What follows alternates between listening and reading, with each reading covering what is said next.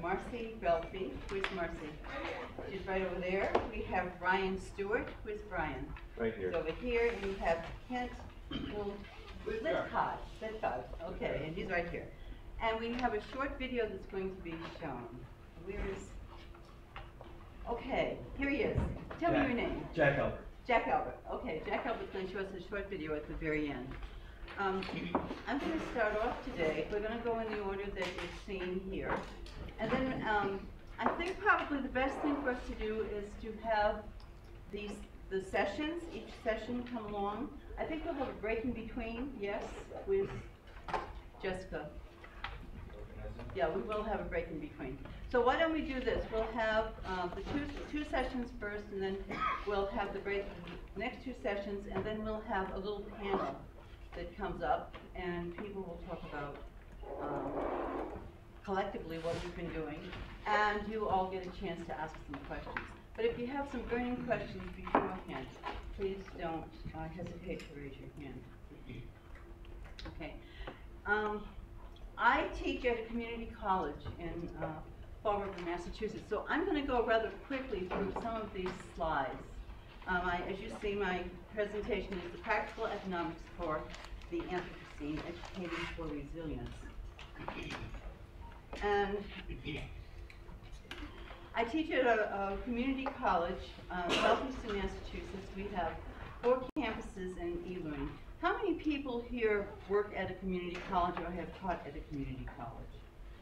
Okay, so we have a few people. And are people still teaching at a community college now? Is there anyone still teaching at a community college? Okay. How many people, I'm sure there are some of the people who are from other countries, may not know the community college system. How many people really feel as though they know the community college system? Okay, so I'm going to give you a little background to help us all be on the same page. Okay. So here are some demographics. In the United States, there are 980 public community colleges. Some are tribal, 35 are tribal, 88 are independent, and we have over 1,100 community colleges in the country. This is a very surprising figure to some people. 41% of all undergraduate students in the United States are in community colleges. 41%. And actually that's down over the last couple of years, but a full 41%. It's stacked with women, 56% versus 44. 40% of the students are first-time freshmen, and 36% are first-time first generation in their family going to college. These are the age categories. The average age is 28, the median age is 24.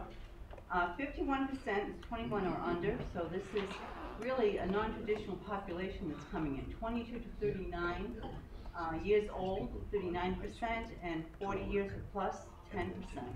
So we have an older population in general that comes to the community college.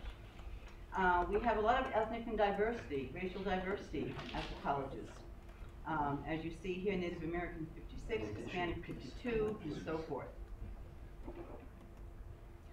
Matriculation, 59% are attending for credit.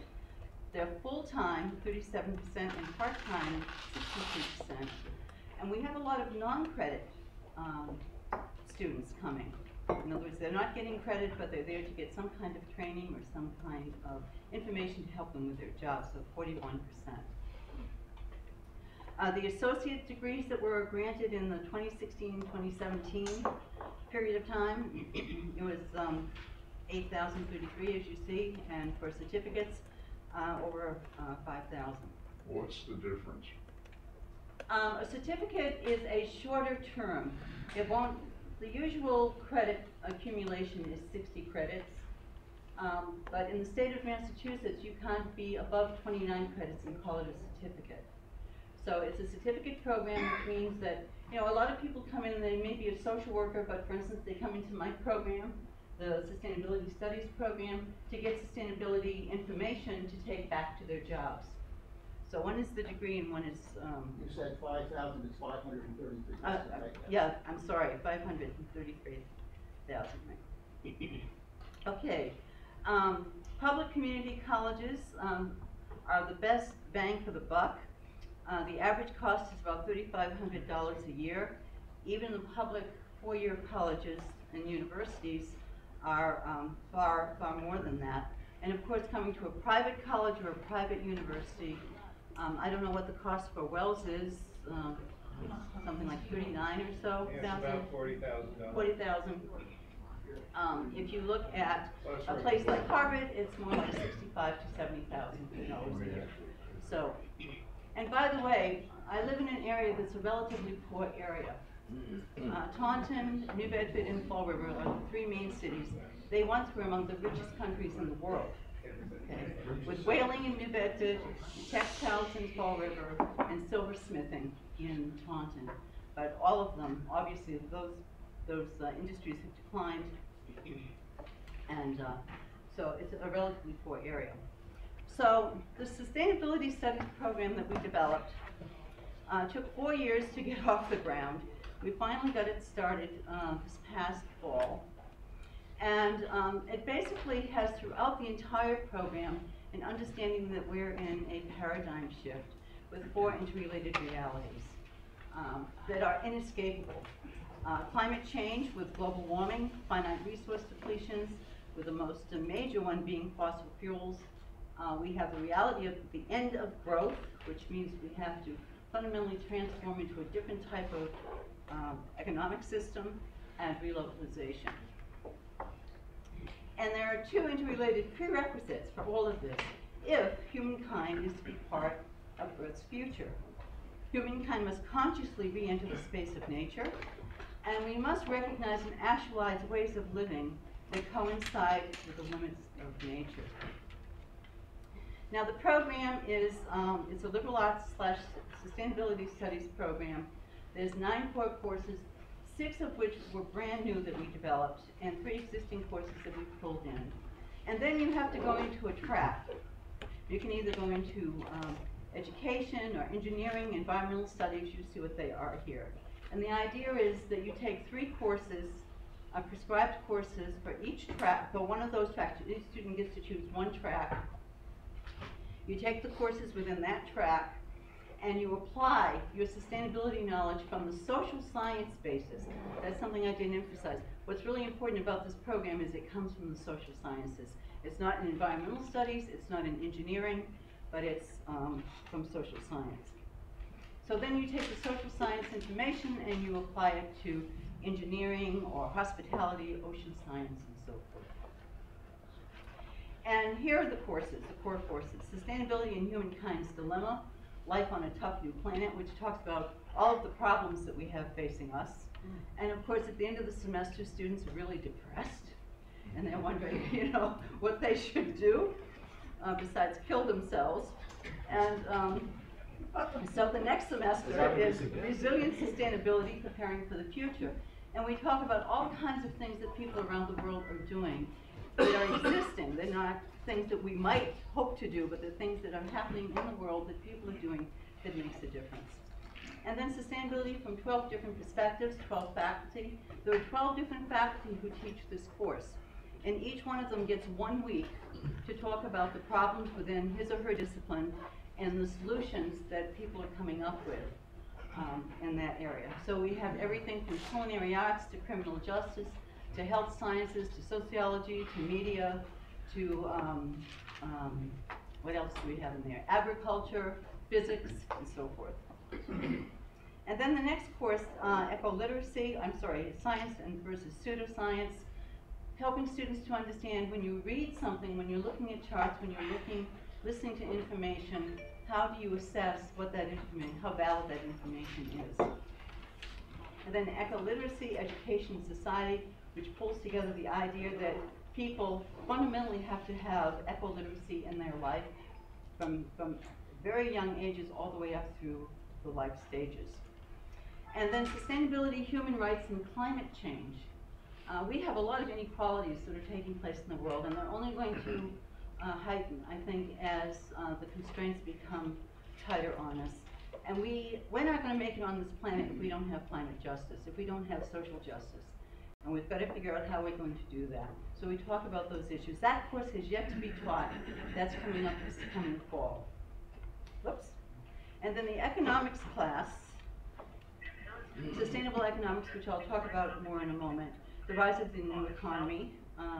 Then environmental sociology, looking at the built environment. And then finally, the last course that people have to take is a civic engagement course where they take all of the sustainability knowledge that they've gained and apply it to some agency, organization out in the community.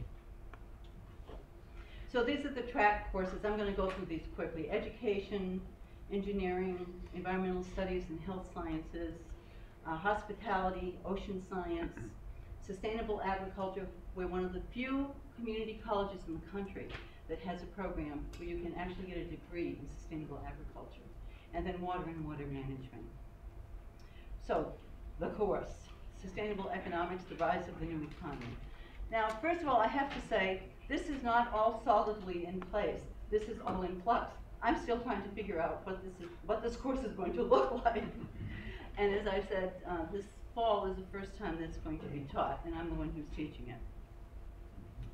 So this is the course description. I'll read it for you. The course focuses on the contradictions within contemporary capitalism, their impacts on the physical and human environment, and the emerging economic transformation. Issues addressed include the future of economic growth and globalization, biophysical constraints, impacts on consumer society, the rise of natural and human capital, steady state, gift and shared economics, participatory budgeting, relocalization of labor, cooperatives and worker-owned production, emerging small businesses, development of local and regional currencies, bioregional productions, and alternative finance and banking systems. So, and I hope to figure that out by September. Okay, so the fundamental, my fundamental orientation in this is that here we are, we're human society, and we have treated ourselves as though we're separate from nature. We're humans, and then there's nature. And we use it when it's reasonable for us to use it, when we think we need to be exploiting it and so forth. But we're separate from nature. And throughout the entire program, I put humans back into nature. So we have human society, but human society cannot function without economy, and economy cannot function without nature. Virtually everything in this room, everything we touch, everything we do has its origins in nature. It may be 2, 5, 20, 100 times removed, but there is nothing that we have or we do that's not connected with nature. So the road to resilient sustainability. Biophysical and reintegration within nature, and conservation, relocalization, democratization, and renewable energy will get us to economic stabilization, and I think ultimately climate stabilization. So the biophysical reintegration with nature. There's 2 areas that we really focus on. The fact that we need to re-enter the space of nature, that's one. And the second, because of peak oil and other resource depletions, we have to think about and actualize ways of creating new ways of doing what we need to have done. So, degeneration of Earth's soils, destruction of natural capital, degreening the planet. We've been really good at it. Deforestation of grasslands and wetland destruction. Industrial agriculture has really, really done us in.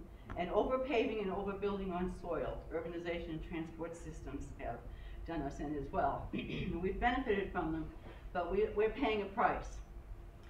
The ecological results is soil depletion, mismanaged, degreened, decarboned, and dehydrated. Disruption of Earth's carbon cycle, disruption of Earth's water cycle, and disruption of Earth's weather patterns. The result, excess CO2 in Earth's atmosphere, heating the planet, and climate change. The soil carbon sponge. It's only fairly recently that I have come to know the work of Walter Jenner, but I have such an enormous respect for him. I hadn't planned on having a co-presenter for this session, but I've decided to have this co-presenter because I have some video from a session that he did at Tufts University in October of 2015. So I'm going to click on this, and And it runs for about 20 minutes, but I'm going to give him my 20 minutes. Okay. So this is Walter Yenna at Tufts University. Brian and Susan for looking after. And very He's an valuable Australian chat. microbiologist. Let's hope this weekend we can continue that, not just talking here, but then in the workshops. Bit of background, Healthy Soils Australia. We're an NGO, but we're in a sense a network. We connect to 500, 1,000 very, very leading, innovative farmers and activists in Australia in this whole business of land regeneration. We work with all levels, you know, like most of it down grassroots, innovative farmers, but also up in politics. Our ex-Governor General, you know, that's like the Queen in Australia, when he retired, Major General Michael Jeffrey, he sort of said, look, there's one fundamental thing we must do globally for the future, and that's restore our landscape. And so in a sense he invited us to come on board as the sort of scientific face. And so yeah, we talk into politics at the very, very highest level. Of course they always say yes, yes, yes, but really that's not where the action is. The action is with the grassroots, with you, the people on the ground, because politics is necessary, but the real bottom line is what are the grassroots actions, what are we doing to deliver change where it's critically needed. And as far as critical need, of course, the real issue there is, in a sense, what are we doing in terms of this whole climate crisis, but not climate per se, but the impacts of climate in terms of water, food, habitat, and of course that translates to social stability. And it's really, that's a critical issue, because a crunch will come down that cascade: water, food, habitat, biosystems collapse, social collapse. It's happening now, different parts of the world, and really we've got 10 years, because if we don't, we're going to see, do we lose the means to do that? So it's quite a serious strategic issue, and big news, the positive news is, of course, there are wonderful solutions. But just going into the climate story, just very rapidly scaling down to sort of put it into context, obviously, yeah, the climate's been there for 4.6 billion years. And in a sense, we can look at it and what are the processes that are governing, and that's what's important. But in a sense, our recent climate debate started perhaps in 1958, 1962, and of course Charles Keeling in Hawaii then confirmed, yes, here is CO2 going up. But Charles Keeling also confirmed that it's not just CO2 going up, but you've seen the sawtooth graph. CO2 goes up dramatically every winter in the Northern Hemisphere as carbon dioxide is released. But every summer, every spring, it comes back down again as green plants draw in carbon and fix it as sugars and cellulose. And so the whole CO2 dynamic, the message that Charles Keeling gave us was the sawtooth, not just CO2 rising.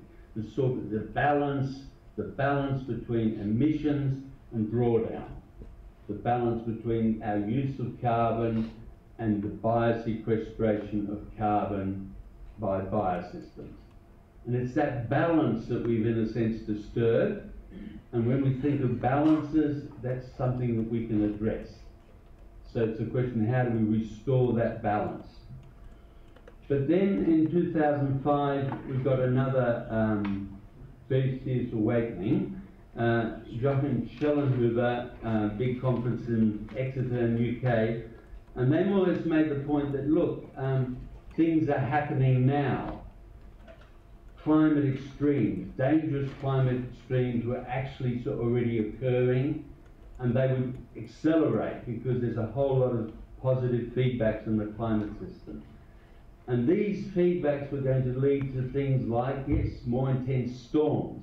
And of course you've had them, Sandy and what have you. But in a lot of the world, systemic aridification. You know, how do we actually change rainfall patterns? We've had that since the mid-70s in our Western Australian regions, and you're experiencing that now in California. These are systemic, long-term aridification patterns, and yes, they are at a global scale, they are locked in. And of course, these are all hydrological. And that's the other big message from Keeling, but from the whole climate story. CO2 won't kill us. You know, submariners die when CO2 gets to 10,000 parts per million. But it's not CO2, but it's actually hydrology, you know, that gives life, but it's also hydrology that kills. And in a sense, these extremes, these positive feedbacks, are hydrological. So in a sense, that sort of changes the whole context a little bit. What is it that we can do to avoid these hydrological extremes? And in a sense, that's the paradigm shift that we here this weekend, but in the wider agenda, have to sort of say, look, can we address this problem as nature does on a much more holistic basis? The facts are very clear. We are not going to be able to change and solve this this climate problems through just emission reductions. The sad truth now is we're not even going to change it by just drawing down carbon. Because the oceans, for example, they contain 38,000 billion tonnes of carbon. It's a massive buffer, and as we draw down carbon, the oceans re-equilibrate carbon back into the air. So it's going to take hundreds of years, and we don't have hundreds of years before these dangerous climate extremes impact. So the bottom line is we've got to find something much smarter. We've actually got to actively and safely and naturally cool the climate. And so we've got to change the narrative, we've got to change the debate, the whole inquiry of solutions into how do we actively, safely cool. And in a sense, that's our challenge here today. And it's really quite daunting in a way, but actually when we change the paradigm, it's also very empowering. Because now we can go back to nature to say, well, look, how did nature cool the planet? How did it naturally regulate the climate? And of course, when we go back to climatology 101, and you know, a lot of us did that, and before the whole global warming debate, and of course, we come to the reality, and it's still there today, that it's actually water. It's the dynamic process of water that governs 95% of the heat dynamics of this blue planet. Okay, and basically water's always been ignored in the recent climate debate because it was assumed that it was so dominant. Because it is so dominant, we humans could not have possibly influenced it to change the climate. So our human-induced climate change was always assumed to be due to CO2. But really, if we've got to cool the planet, we've got to ask the question, have we altered that hydrological heat dynamics? Can we use that to actually help us safely, naturally cool the climate? It's a relatively simple thing if we look at it at that global, bigger picture level. If we actually see that, we've got a sun, and that sun is constantly radiating incident solar radiation onto Earth. At the top of the troposphere, you know, the top of our dominant atmosphere, it's basically 342 watts per square metre of incident solar energy coming in. And our climate's being regulated by 342 watts of energy going back out.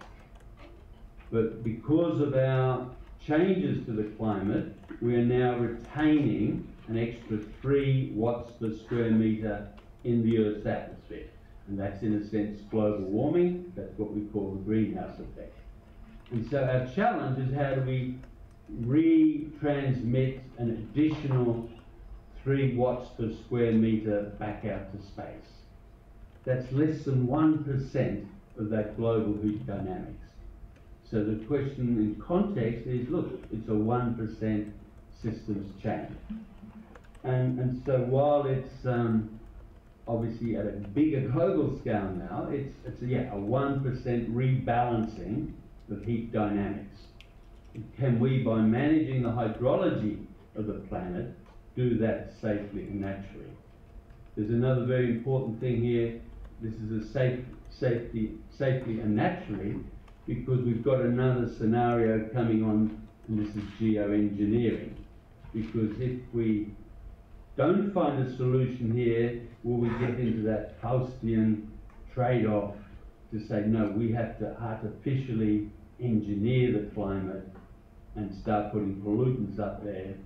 And really, it's a very, very unknown, dangerous, risky consequence. And so can we by all means avoid that by doing it naturally? Okay, and so really what we're trying to talk about, what are the processes that govern the natural heat dynamics of this planet? You know, that 342 watts in and out. How have we changed those natural processes? And in a sense, what can we do to restore those processes? And in a sense, what we're saying here are the potential tools that we have in managing landscapes to do that restoration. Coming back to the punchlines, right up front, the answer is yes we can, right? Yes we can, in a sense, cool this planet safely, naturally, that 3 watts per square metre. Yes we can buffer the extremes that would the hydrological extremes that would otherwise create that crisis. Yes, we can draw down carbon through these processes to more than offset the 10 billion tonnes carbon net emissions we've got now. So in a sense, the headline statements I want to say is, yes, there are safe, natural ways. The only thing that's challenging is, can we do it in time? But that's why the urgency and that's why the empowerment of grassroots action in this is so important. Specifically for America, and I'm not here to tell you, of course, in America what has to or could be done, but you've got a fundamental challenge now. You see, you've lost the snowpack on the Sierra Nevadas. It's basically gone. I mean, it'll come back a little bit, but you're going to be threatened with that all the way. So can we find alternative, water capture, water harvesting options, rainfall harvesting options to replace that snowpack? Because 40% of your green food depends on that. Can we manage our forests? So not like this year, that you can avoid those primary forests burning, degrading, and being destroyed. So these are things, and the answer again is yes, we can, but what it means is that we have to change the whole paradigms on which we're thinking and the tools that we're using, because we're not going to do it just by token marginal reductions in emissions. And it's those tools then that we want to talk about, right? What is it that we have to do? What is this range of what are actually 10 hydrological processes that nature uses and that we too can get into, right? And the first primary stepping stone, and it's again so simple, so elegant, and you'll see the logic as we go through these 10, and that's really, how do we restore the Earth's soil carbon sponge? Okay, because if we're talking about managing hydrology, the issue is how do we actually have the water that's available on the land to do these hydrological cooling processes. So the first step is, how do we rebuild the Earth's soil carbon sponge to provide the water for these cooling processes? The second step then is again very logical and simple, because if we've got water in the sponge, then we've got the potential for transpiration, for green plants to take that water and transpire it through their leaves and basically take that water back up into the upper atmosphere. And what is important, that every gram of water that's transpired by those leaves takes up to 600 calories of heat energy from the surface back up into the upper atmosphere, from where it can get dissipated back out to space. So those trees are actually a powerful hydrological air conditioning system. And in a sense, Michael talks about this in the small water cycle, or that point of the latent heat fluxes of heat from the surface going back up into the atmosphere to cool that surface. And it's prodigious, because basically on average 24% of the incident solar radiation naturally gets transpired through these latent heat fluxes up into the upper atmosphere. And we have fundamentally changed that process by degrading and deforestation vast areas, 75% of the Earth's forests, and we've created 5 billion hectares of man-made desert over the last 10,000 years, so we've fundamentally changed the surface. I'll go quickly through the other ones. There's a whole series, but actually I have a discussion paper that we can put on, the websites and stuff, where we go through each of these, the science behind each of these processes, and also on Sunday. So on Sunday, if people are interested, we can actually have a workshop and detailed questions and answers on all of them. Okay, so basically it's extending the longevity of green growth to keep. Okay, I'm going to cut it off there, but basically what Jenna is talking about is fundamentally regreening the planet. That we've been looking in the wrong places for where carbon's at in the atmosphere. And we're saying, we've got to conserve, we've got to conserve, we've got to conserve. And guess what? We're not conserving, we're not conserving, we're not conserving. At the Mauna laboratory, just a few weeks ago, we found that it was up to 410 parts per million carbon in the atmosphere. A year ago, it was 406 parts per million. Climatologists tell us there's 350 parts per million that we should be no higher than. And James Hansen, who's probably the foremost climatologist in the world, says it's 300 parts per million. So the issue is, I mean, when we're thinking about this course and this program, there are the two critical things. One is climate change, the other is peak oil. Peak oil really messes our lives up because we have to just reorient all kinds of things. But climate change could ultimately mean extinction. And that's why I put so much focus on climate change at the beginning of our whole program and thinking about this. And then we move into peak oil, and so we fundamentally have to rearrange everything that we do, including re-entering ourselves into nature so that we understand weather patterns, water patterns, the fact that we've messed up the carbon cycle, and as a result, we've messed up the water cycle of the planet, and as a result, we're getting massive storms in some places and massive droughts in others with all the fires and so forth. So how do I go? How can I move from here? Okay, so that was the climate change story, or the carbon soil story. And now we have the peak oil story. And I don't think I really need to go into that story here because I suspect that the vast majority of everyone knows the peak oil story. We're in deep doo-doo, okay? And as we talked about yesterday, as Charlie was talking about yesterday, we're not getting the kind of information out there in the world understanding how much doo-doo we really are in terms of the depletion of fossil fuels. And the urgency of our recreating systems to accommodate that reality. Okay, so what must we do? Well, we need to build economic, natural, and social capital. And we can do that first and foremost by agriculture, by soil regeneration, creating nutrient density and rehydration that helps not only with agriculture, obviously, but with the planet in terms of the water system. We talk about in this class the CSAs, community-supported agriculture, farmers markets, farm stands, urban farming, guerrilla gardening, all of these things that you see, and how to get these things up and running. What's a guerrilla garden? A guerrilla garden is where you see space that's been vacant for a period of time, and you decide you're going to take it over and grow something. Okay, and we can do that all through community college training. Through the degree and certificate programs, we actually have a sustainable agriculture program at the college. Through master gardener programs, which are non-credit, but it teaches ordinary citizens how to think about soil, water, seed, and so forth. Food awareness, we have a couple of generations that are unaware of what food is and where it comes from. You know, a salad is something that's in a plastic bag that's already there, and salad dressing is something in a bottle, and you've made a salad. There's not, it's something as simple as a salad becomes, you know, these packaged items. And then, of course, cooking classes. You have a vegetable and you think, what the hell do I do with this thing, right? We have to get people understanding how to deal with food. We need to create cooperatives, producer cooperatives. And these deal with farming, fishing, forestry, lumber, carpentry, and so forth.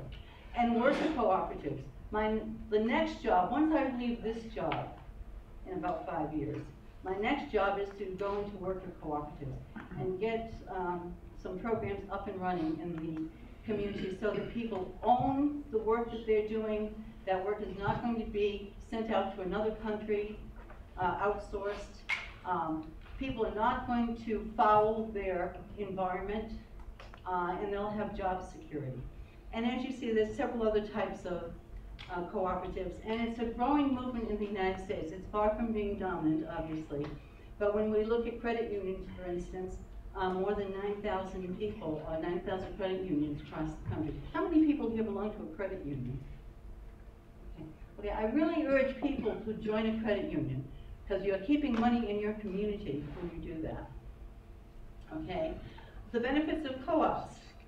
It builds community, creates local networks, it democratizes ownership in sectors of economic exchange, it generates local wealth, it fosters ecological best practices, it localizes consumption and production.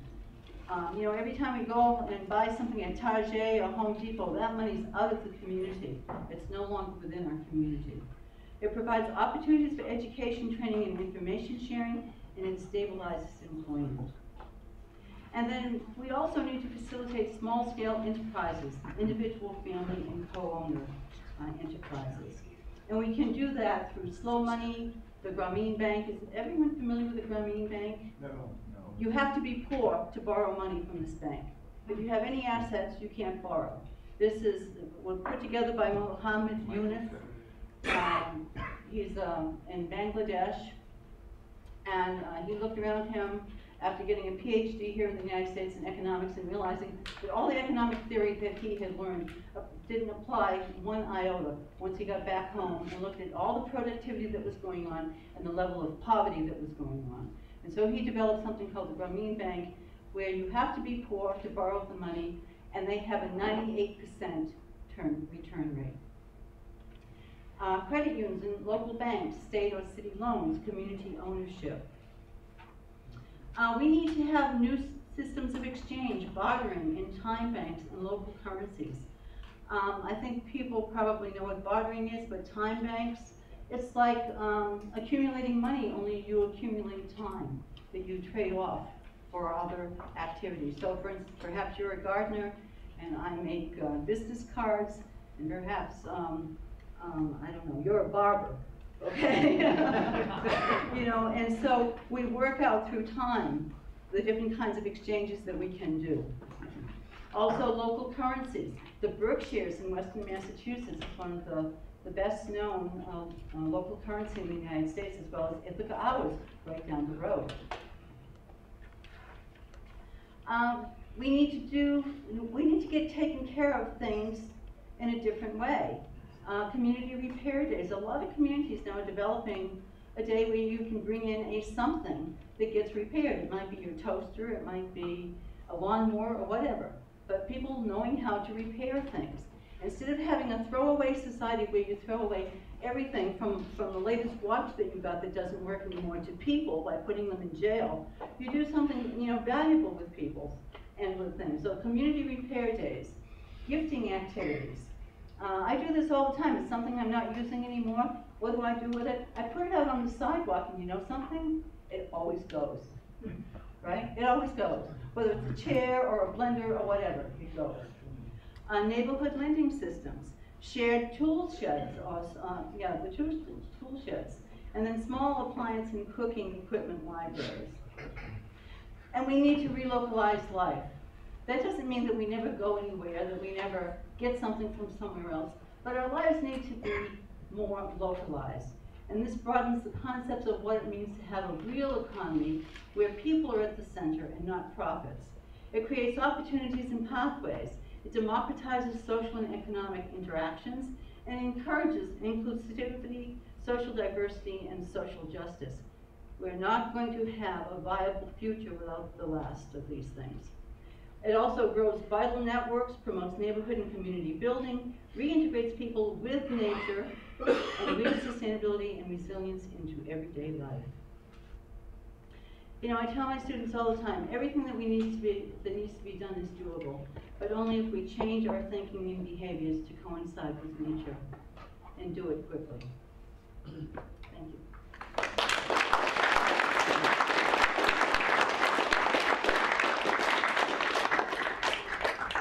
Okay, thank you very much for your attention, and now, Marcy, you're up. Hey, I introduced him. Oh, yes, you do. Hi, I'm Ken. Some of you may know me by now.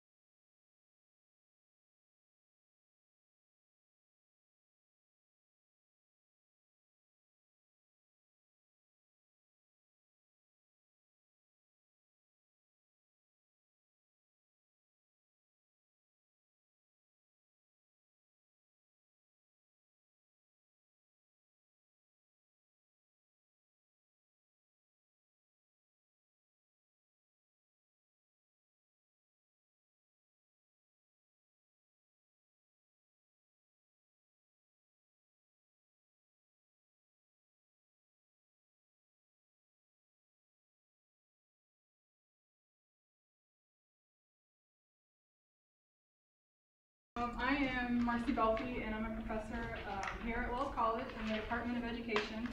And I'm going to talk to you today about engaging millennials in big picture issues through the use of instructional technology. So how many of you are professors right now? Okay, so looks like about half. So half of you are in other sectors. So this may only apply to half of you unless you go and you give presentations as part of what you do. So this could apply to lots of different audiences. So first we're going to look at what disengagement looks like. This is what we don't want. And then I'm going to share with you some current research on student engagement. And then we'll talk about instructional technology, how you can use it in your classes, and I'll give some student examples. And then I will share with you some feedback of what students are saying from some techniques that I tried this past semester, and then we'll have a conclusion and wrap up. Okay? So first, what does disengagement look like? Isn't it awesome when you teach a class or you give a presentation and everybody shows up and you ask questions and more than just that one person answers? How many of you have that? You ask a question and only that one person raises their hand? Yeah, I don't like that. And people laugh at your jokes and they're interested in, maintaining eye contact. That's just wonderful. That's what we live for, right? When we teach. And isn't it horrible when you go to teach and half your class isn't there? And it's always, no, I won't say that, never mind. And no one raises their hands, or they're on their phones or sleeping. So let's talk about disengagement. There are about 6 from the study of Sato and Smith in 2017. Absences, people are just not showing up, or they come in halfway through the class, or they're late. Unresponsiveness, that's where you ask the question and nobody answers, or you just have that one student always answering. Neglect and forgetfulness. So they show up to class, they don't bring their papers, they don't have the readings with them, forgetting assignments and deadlines and things like that. And then indifference. Sleeping in class, daydreaming, not taking notes. They're just not really there. They're sitting there, but they're not really there. Oops. Inaccuracy, this shows up in the end products where you give an assignment and clearly the student didn't actually read the directions on the assignment, even though maybe you went through it with them in class. I give weekly questions over the reading, and some students will just answer what they want to answer, and not really what I ask them, like, did you read or did you not, So that's inaccuracy. Maybe they're just not, they're not doing everything that they're supposed to do for the assignment or not paying attention. And rudeness is the one that I hate the most, where they're just, they're talking to each other in class, or they're ignoring when you ask them, please be quiet, or just sitting there.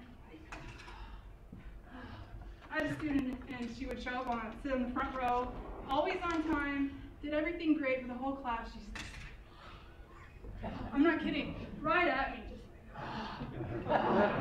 it was just horrible. I mean, she was an A student. What can I do? So those are the things that we don't want to see in class. So let's talk about engagement and how we can get students more engaged in these big picture issues. And wow, on my screen it displayed beautifully. So just try to ignore that. So I've conducted a literature search in the past 5 years. I was looking at studies that specifically showed student engagement, what we can do to get students more engaged. And studies that I found used survey methodology, student surveys, interviews, and focus groups. So that's the kind of data that I gathered. Let's see. And over looking through all of the responses and categorizing them, 4 main themes emerged from all the different ones. So these are the main themes that we'll look at a little bit more closely. So the first one is instructor dispositions. Students overwhelmingly are more engaged when they have a caring, passionate, and enthusiastic instructor. So our disposition is one of the biggest factors for student engagement. The second one is individual attention. Students really want individual attention from their instructors. They want the instructors to be personally interested in them, and that goes a long way to promoting engagement. And the third one, students want to have opportunities to interact with instructors who are knowledgeable, approachable, and well prepared.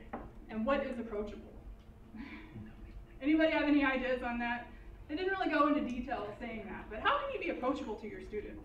Yes? Office hours. Office hours! You have to actually be there, right? And have your door open. Anything else? Tell them to call you by your first name. Oh, call me by my first name. I don't know. That is very approachable though, yes. What else? Try to set up meetings individually with each student, even if it's only 5 minutes to make that connection. Yeah, I try to do that. I try to make it mandatory. Everyone has to meet with me one time in the first couple of months. I really didn't have a way to enforce that, but it did help a lot. Yeah. When you say individually, I actually found it often, especially the first time, to meet in small groups. Small groups, yeah. But because they get the individual attention, you could listen to them, you'd answer their questions, but there'd be some reinforcement. Yeah.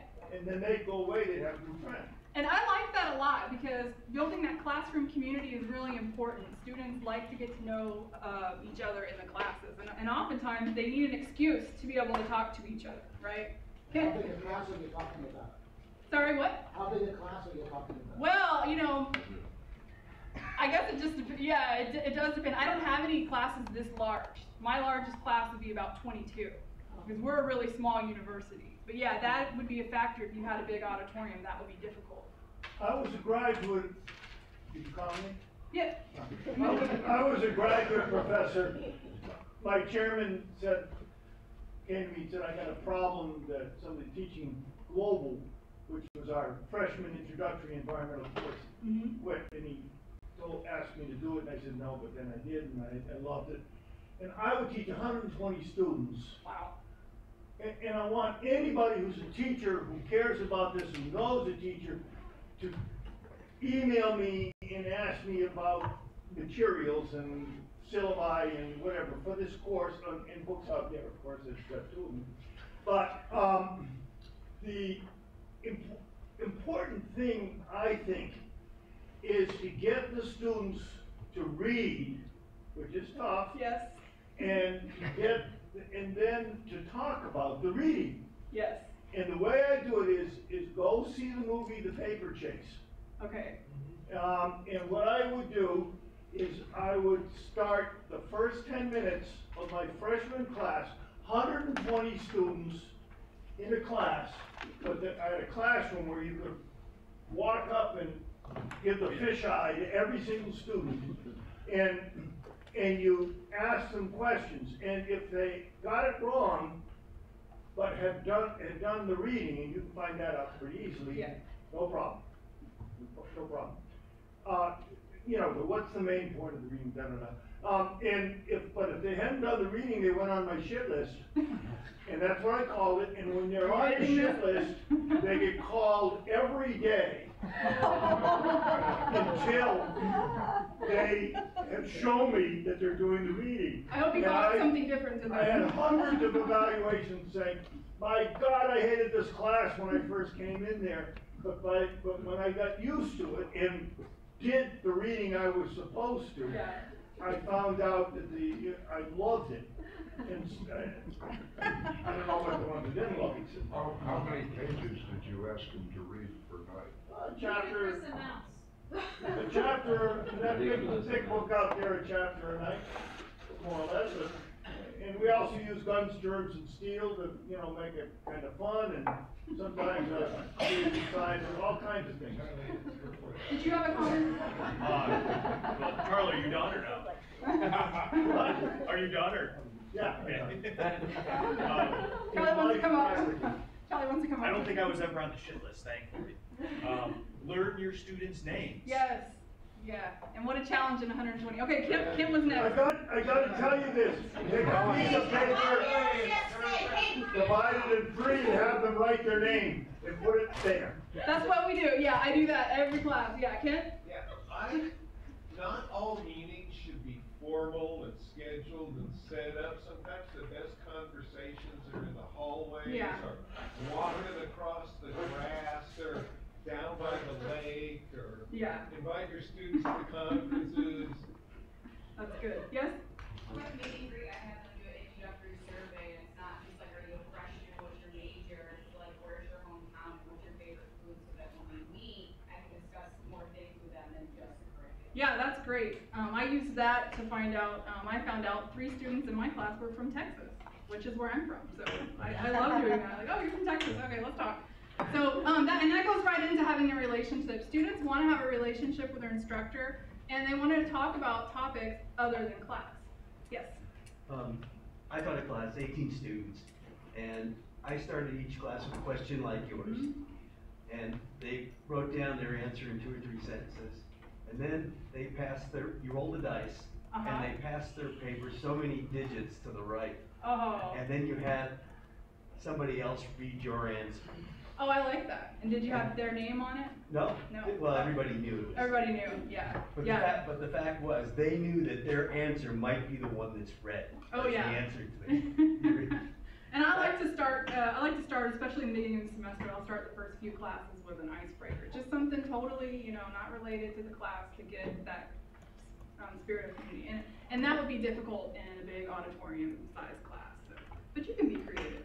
Yeah. Okay, so those are the instructor dispositions that came up through the literature. So second category is prep, and I made this category because these are the things that came up that you're not really doing in class, but you're doing it to get ready for the class. Students really want study guides. They want handouts from the materials that you go over in class. They want review notes for exams. So that's one. Second one is really big. They would like to have short blocks of information presented at a time. I don't know about you all, but for me, sitting in a class for my graduate degrees, they're all 3-hour blocks. And after 20 minutes, man, I'm gone. I need to doodle, I need to have snacks to eat, I need to be sitting with my buddies, and I just need something different. I cannot just focus. And so what I did this last semester, while I was lecturing, after every few slides, I would put up a quiz time. It would be a special slide of a game, make it like a game, and I would ask either a question from what I'd already covered previously, or I'd ask questions as a preview for what I was going to cover. And students are supposed to come to class already having read the material, so I could tell really fast, did you read, did you skim, did you really understand? And then I got feedback at the end of the semester, and students really liked that. At first, they were kind of a little bit stressed out. What do you mean quiz? I'm like, it's just for fun, it's not for a grade, calm down. And then they really liked that because it broke up the lecture into stuff. And so the last one for prep, students reported that they would like to have an emotional connection to the course content.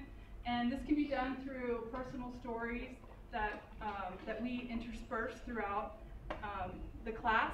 A lot of you probably really like telling personal stories, and it's easy. For me, I was a teacher, and so in my field is education, so I had a lot of stories to tell.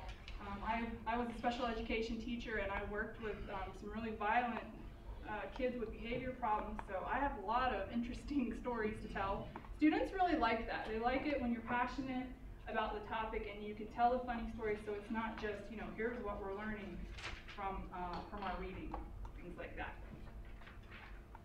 So those are the two categories. The third one, this is the largest. This is in-class engagement. Students reported that they really like having in-class and hands-on activities. And so I'm just going to read you some examples of these. So you could have student presentations, peer critiques, debates, team projects, service learning, field experiences, demonstrations, simulations, or case studies, case method approaches. You can do a lot of those things. And there's a higher level, let's go to the next one. You can also do interactive games and quizzes, and these sort of go hand in hand. All of these sort of overlap with each other. Higher levels of engagement were reported when instructors use games and quizzes. So this is kind of similar to interspersing quiz questions in the lecture slides, but you could have teams participate for points, and that would be fun. You can use free online technology. I'm going to give a demo in just a little bit of one of the ones that you can use online. Number 3, students really want teachers to teach to the visual learning style. I can attest to that. I can't really remember just hearing people talk. My mom, she'll give me directions over the phone somewhere. I'm like, Mom, I don't know what you're talking about. Send me a map, draw me a picture, show me something I can see, then I can remember it. If I see it written down, if I write it down myself, I'll remember that. So you can use video and audio to capture and maintain students' attention. I tried this also, just putting in 2 or 3 minute video clips that go along with what I'm talking about. Students really like that a lot. So the fourth one is working in small groups. Students reported they like to work in small groups and have background music playing. And so the use of cooperative learning and project work can also promote higher order thinking. And so this leads us into, my number started over, that's actually number 4. So number 5. Students really expect to talk more and hear from others. They want to hear, they want to share their experiences and share their viewpoints, not just hearing us talk to each other. And I actually got this feedback this past semester. One of the students said, for my discussion-based class, she really enjoyed hearing what others in the class had to say. So the last one, oh, it just cut off. But that's it, you can see it. The last thing, students really want what we teach in the classroom to relate to what's going on in the world. And so this goes back to the big picture issues that we really want students to care about. How can we bring what we're doing in the classroom to what is actually going on in the world? And better yet, they would like it to relate to their own career goals. So I had this one student, and I talk about her a lot. At the beginning of class, she told me, "I hate your class." Oh, thank you. Why would you tell a professor that you hate their class? That's bad. I said, what can I do? You know, what can I do? This is like after the first day. Kid, you're interrupting my story. Okay, but just tell them if you don't piss somebody off, you're not doing your job. I don't work on that. I don't work like that. I want everybody to love me. So, like, what can I do? She's like, nothing. I have to take this class because it's a requirement, you know. And I said, well, you know, I want to make it fun, you know. And she said, well, I want to be a doctor, and I'm not interested in education. So I made it my goal to make my class relevant, to relate what we were learning to her career. Because it does. We're, you know, education and the medical field, there's a lot of overlap. There's a lot. And by the end of the semester, she wrote me a really nice evaluation. And so I did my job. All right, that made me happy. But did it turn everyone else off? No. I wasn't just teaching to her, because she was the same one that was this the whole time, you know. So, no. And the last category is outside of class. So these are events that are part of your class but don't necessarily happen within the 4 walls of the classroom. Students really like having a field trip. They report there's higher levels of engagement when you can have a field trip in your class. This goes back to making it relevant to what's going on in the outside world. I don't know about y'all, but growing up, wasn't one of the field trips the best day ever? Unless you've had one of those bad ones where something terrible happened, but you get really excited about field trips. So do students. And then online learning is a really big deal. Students really want schools to help them make better use of online learning. They're on their laptops a lot. They reported that online quizzes help them better prepare for the class. They like to do media learning, and they want schools to figure out a way to incorporate technology more into the class. Okay, so technology, let's talk about technology, and we're going to do a little demo now. Okay, media learning at home, yeah. So, how many of you have ever done Kahoot before? Woo! Yeah, not everybody, that's good. Everybody's going to raise their hand. Everybody's going to already know this, so I'm glad that not many people have. So we're going to try it out. This is something that's so easy to set up, and you can use this in your class. You can use it in a huge class, in a big auditorium. And so what I would like for you to do is first to find 2 or 3 partners. And I know you hate to mingle and get to know everybody, but group up in groups of 3 or 4 if you can. Just get close together. You'll do better, I promise. It's a competition, okay? So you want to get together with a few people. Don't be on your own, okay?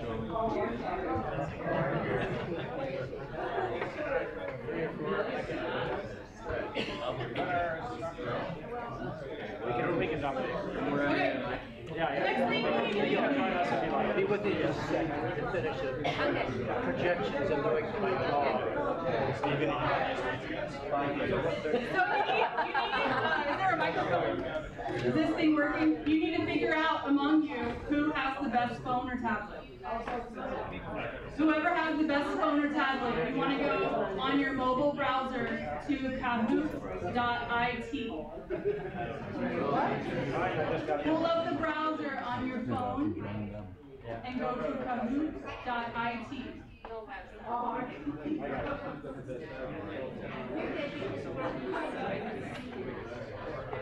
Only one person in your group needs to pull this up, okay?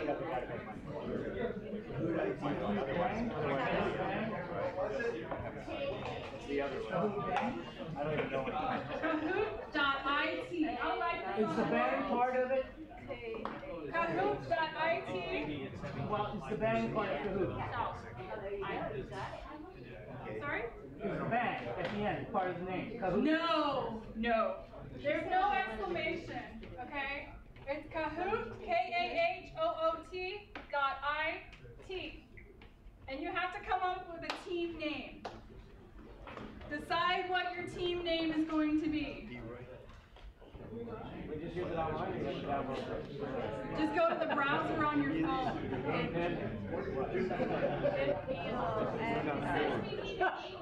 The gang of It's coming. You stick it in the game pin? Here's the pin.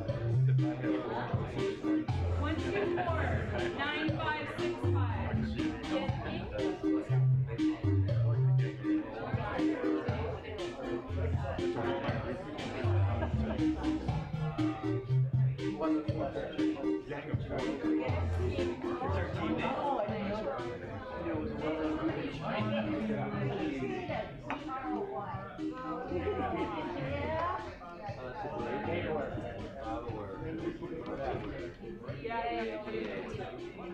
Wait, but you should only have one phone per team. Are you going to do it? Yeah. What, you want me to do it? Yeah, we can't do it.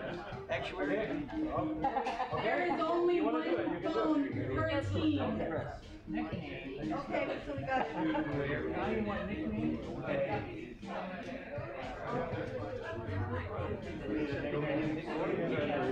Yeah, the actuary.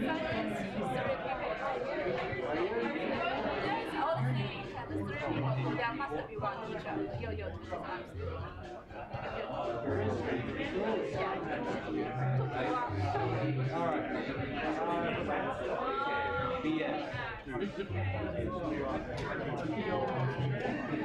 Some of you are having trouble connecting to the internet. Anyone have a suggestion? Use the Wells Wi-Fi guest if you can't get in. Right? We're there. It's links network. You know? Energy return.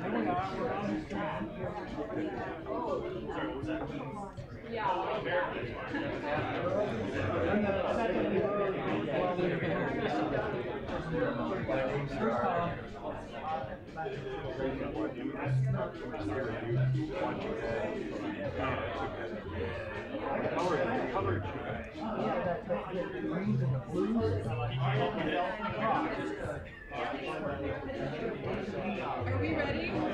Mama Revolution. Are we ready? Is that you, Jack? Can we get started? We can go. Okay, we're gonna go ahead and start the game. Okay? Are you ready? Yep. Yes. It's coming. In what country would you find large ancient geoglyphs known as the Nazca lines? Nazca.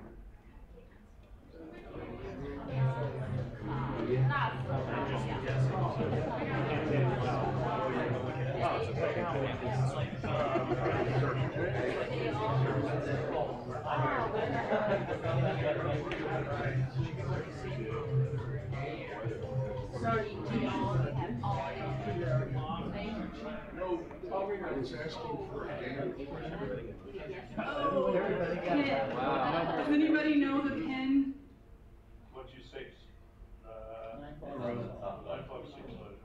Put it in. Yeah. Time's up. 2495. Is that 8 correct? Did you hear that? Write it down. You gotta be fast. 8 correct answers are 8. Everybody got it right? Unless, except for the two that didn't. We got it right, but we. Does anybody know the pin? Yeah, we can. What pin? 1249565. 1249565.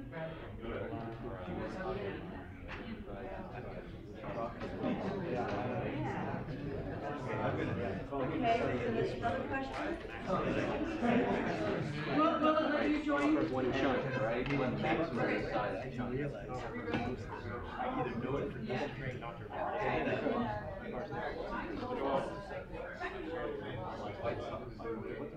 So we're one down. Did you all want? Test myself.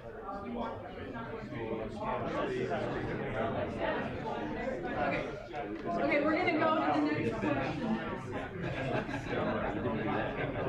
Okay, so Red Sox is in the lead. Followed by Mama Bird. Did I say that right? Oh, it's a speed. Back row, Gang of Four. Go Sox. Okay.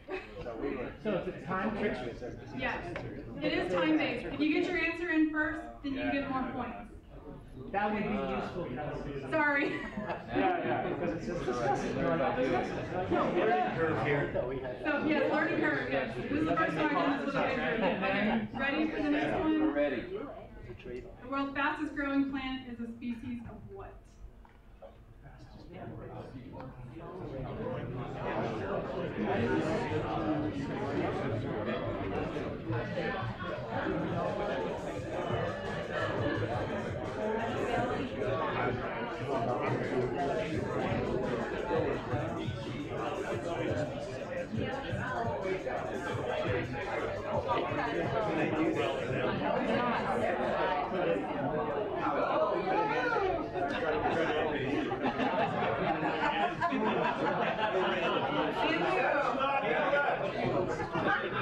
Excuse me. Oh no. Speaking as a PhD in biology. Okay. Is this wrong? A bamboo does not double its biomass in one day, and many species of algae do that. Oh, okay. It doesn't say if it's a sprint or a marathon, so we don't know. Okay, yes. It doesn't say if it's a sprint or a marathon. These are all trivia questions I got. I mean, who's the fastest human, a marathon? Let's move on. I don't know. I see it. What is this wrong? We know we're right. That's not the point of this. Thank you. Okay, back row has taken the lead. Followed by Wells 101 and then Red Sox. Try to make it. There are only 5 questions, by the way. What is the official language of Greenland?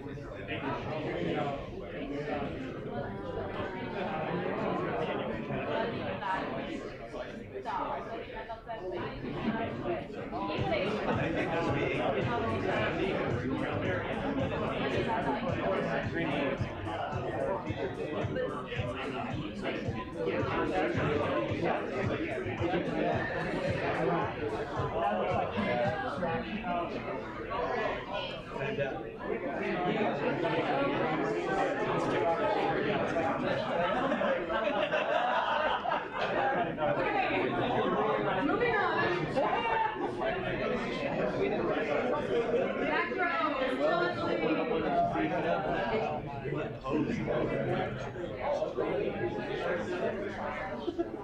Who was the first president that was born a citizen of the United States?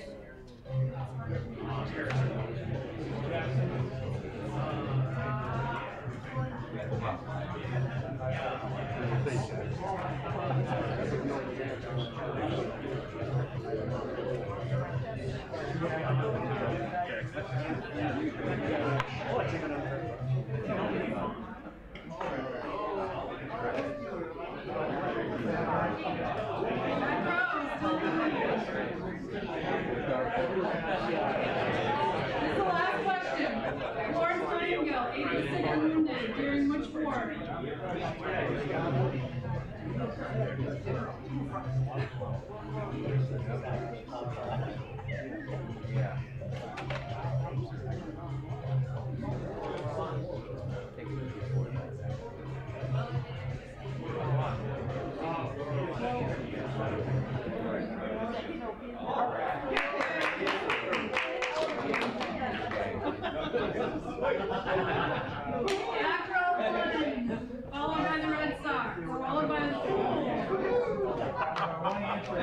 Okay, so that was fun.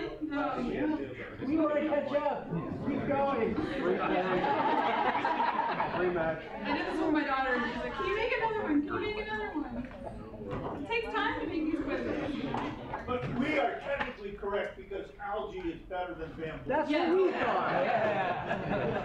I can see. I love kelp. Okay. Okay, so. Anybody have a memory of taking a test growing up and you got the answer wrong, but you knew it was right? Yeah. Happened a lot. Yeah. Okay, so we are running out of time, so Did you pick the questions and the answers? Do what? Did you pick the questions and the answers? I just went online and looked up trivia questions relating to science and the world, So if I was the in a trivial hurry. answer was wrong, you wouldn't know. Well, I tried to look it up on Wikipedia, but I think the issue was the definition of fast. So, but I gotta be fast here now because I'm out of time now. So let me just wrap it up. I was going to show you, and I don't have time for this, but I did an experiment this past semester using some engagement techniques with my students where I let them, instead of writing short essays for their weekly questions based on the reading, I let them create a website, and I show them a lot of different apps that are free. So Poplet, S'more, Canva, I let them use graphics, video, audio, cartoons. I just left it wide open. And students loved it. I was going to show some of their stuff. I can mail out the rest of my PowerPoint. So this is pretty much the end. I was going to share some feedback. Students really liked being able to make their own products and have a choice with how they answered questions. Damon? You could let IT know about that too, so they know what to answer when the students come to us with questions. Okay, sorry about that. Yeah, how do I use Poplet? Poplet really is cool. So let's see.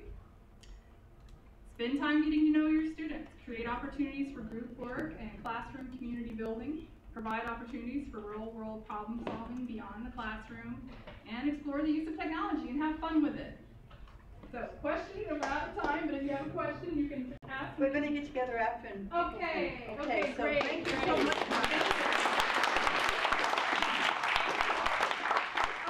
Okay, we're running a little over, so I'm gonna ask that we have a really quick coffee and bathroom break, stretch break and so forth for 7 minutes. Let's try to get back here in 7 minutes, okay? Wish me luck.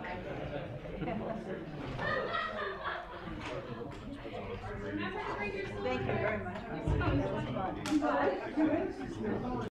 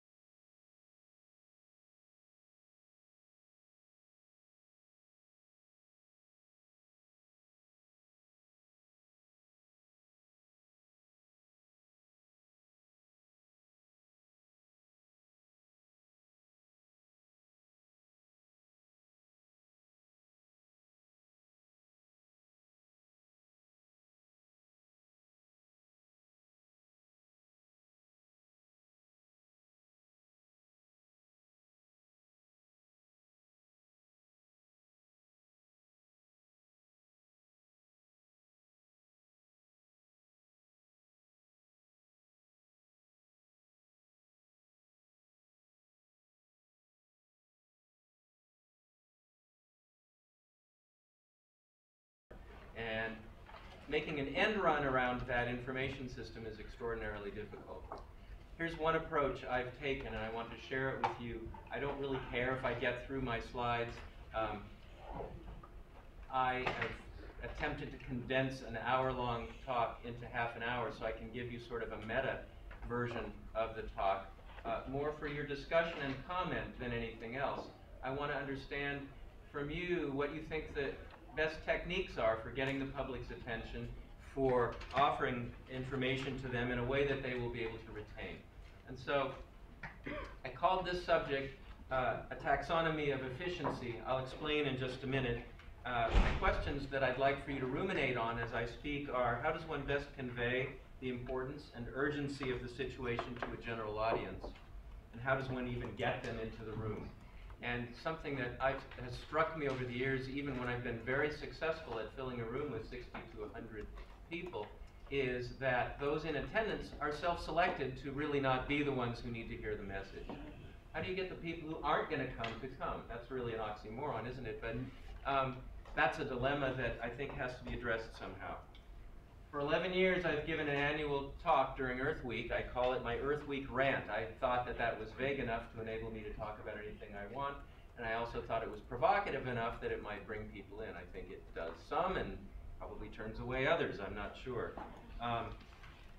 This year, for my 11th talk, I decided to try to focus less on the input-output way of thinking about our economy, thinking about inputs and hence resource depletion, thinking about outputs, hence pollution, hence CO2 and climate change, and more to develop a foil within which I could then talk about anything I want. And over coffee with my friend Tom, I chose to talk about efficiency. I'm not an expert on efficiency, except possibly the way an exterminator is an expert on insects. But I have ruminated on efficiency and come to understand that it's a word that invokes positive feelings in us and oughtn't always to. I started my talk with the parable of my wheelbarrow. My wheelbarrow, which was a gift from a friend who moved to California and found it inconvenient to take it with her,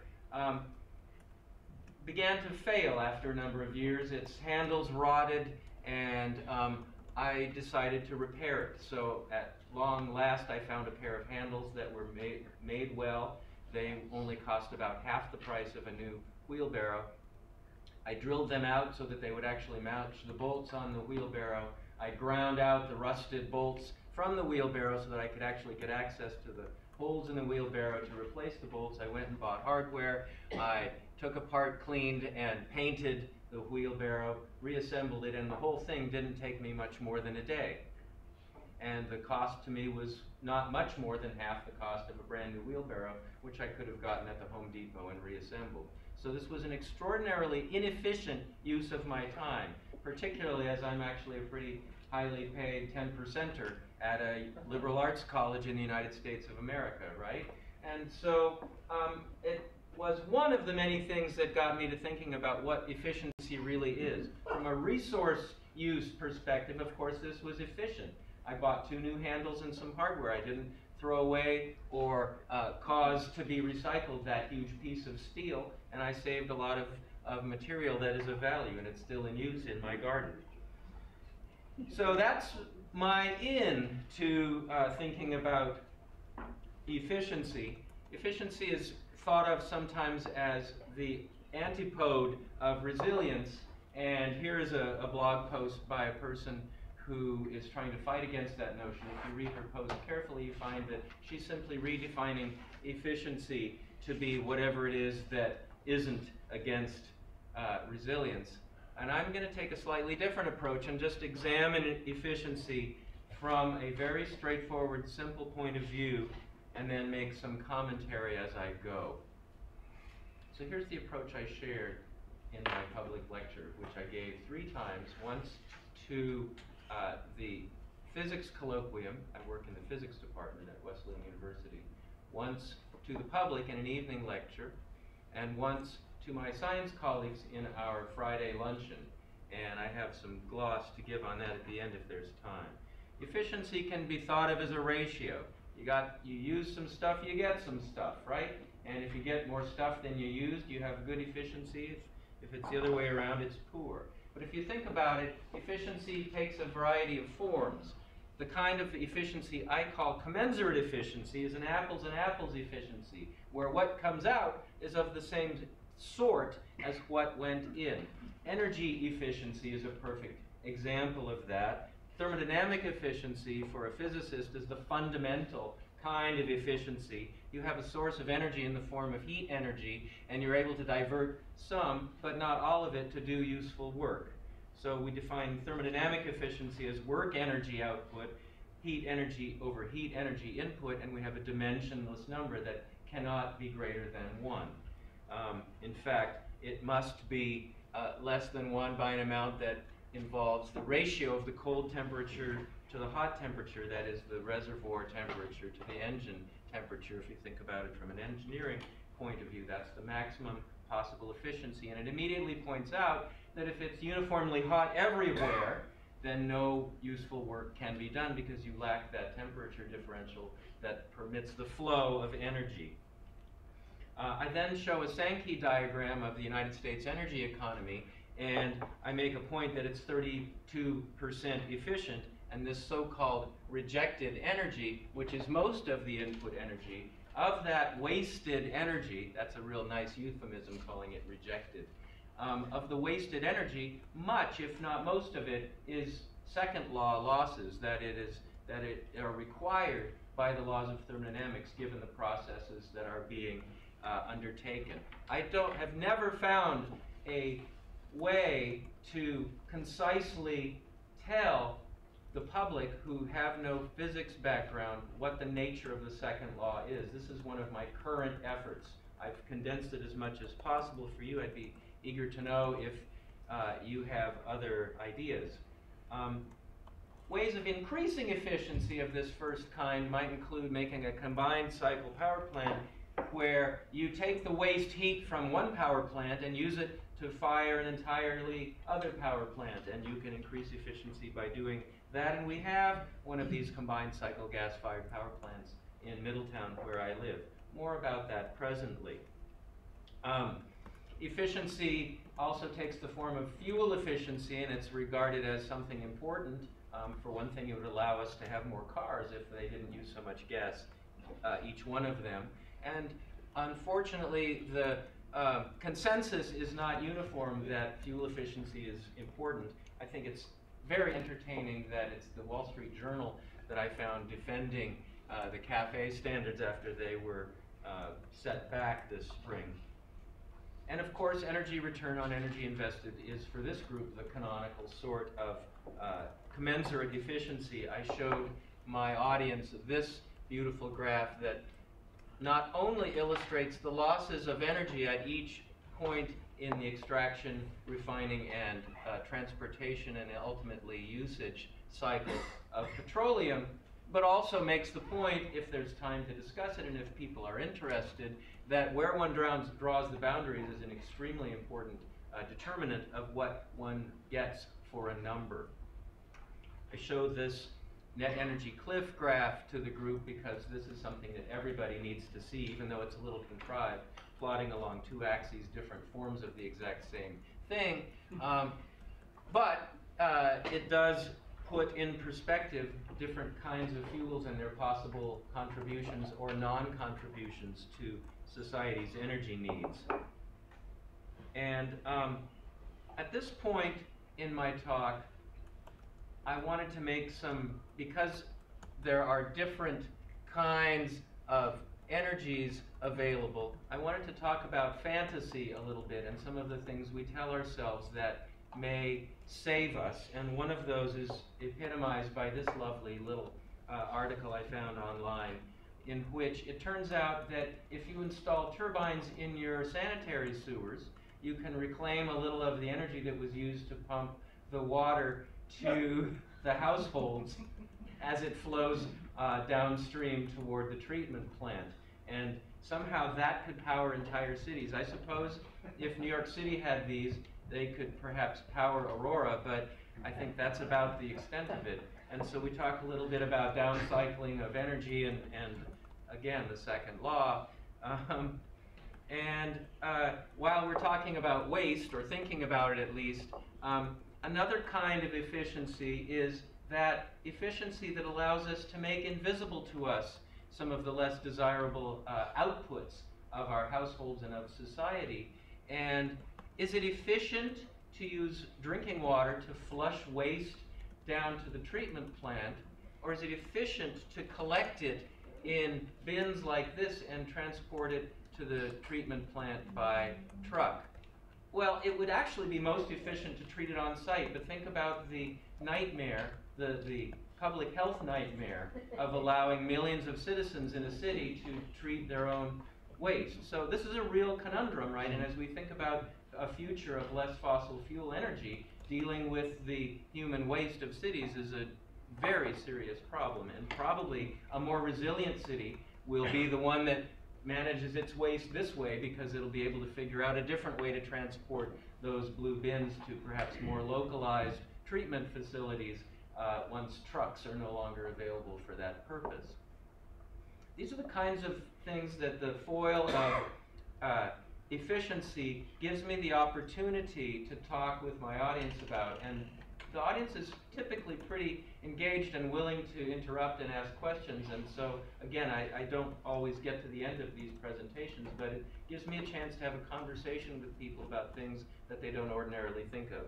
By the way, I probably forgot to say, please interrupt me if you have anything you'd like to say, comment on, correct, or suggest. Please, yes. Tucson Yes. allows the use of human waste. So we can compost it on our own property, use it on our own property.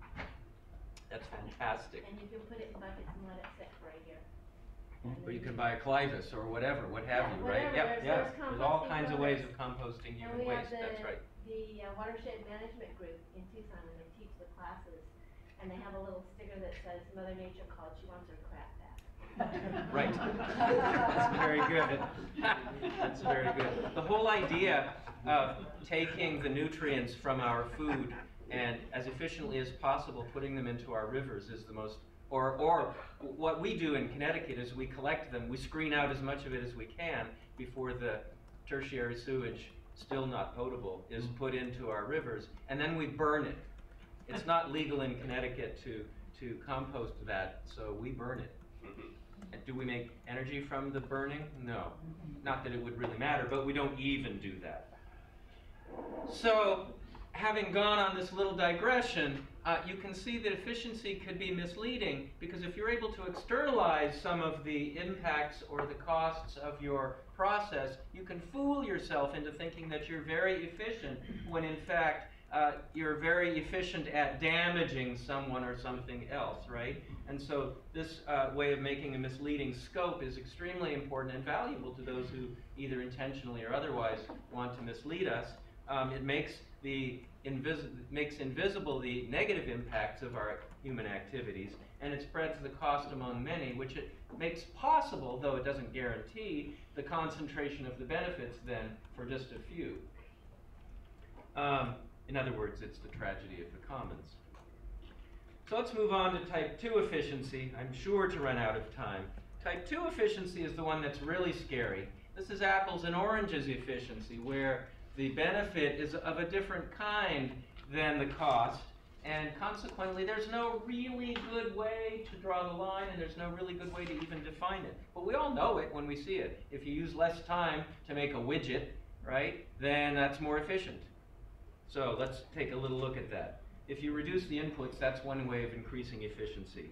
That's doing the same with less. You could call it parsimony or cost cutting. And as I reflected on what would entail reducing inputs, I realized there are some things that just can't be made more economical by that mechanism. For example, a cake. You need a certain amount of flour and sugar and shortening and water to make a cake.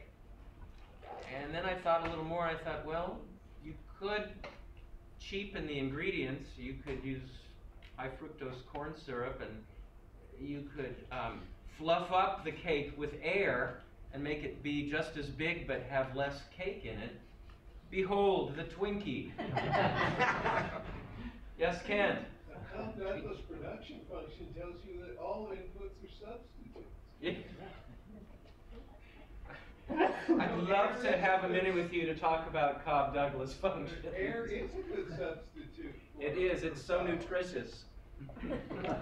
We'll also come back to Twinkies if time permits. So a way of reducing inputs might be offshoring and automation. In fact, it provides jobs. This is a seasonal workers camp in Nevada. These retirees migrate to the vicinity of the Amazon warehouses each winter to help with the Christmas rush. So, in fact, this is the kind of work that is now required of people. Twinkies themselves were resurrected by firing all the workers, getting rid of the unions, and automating the process.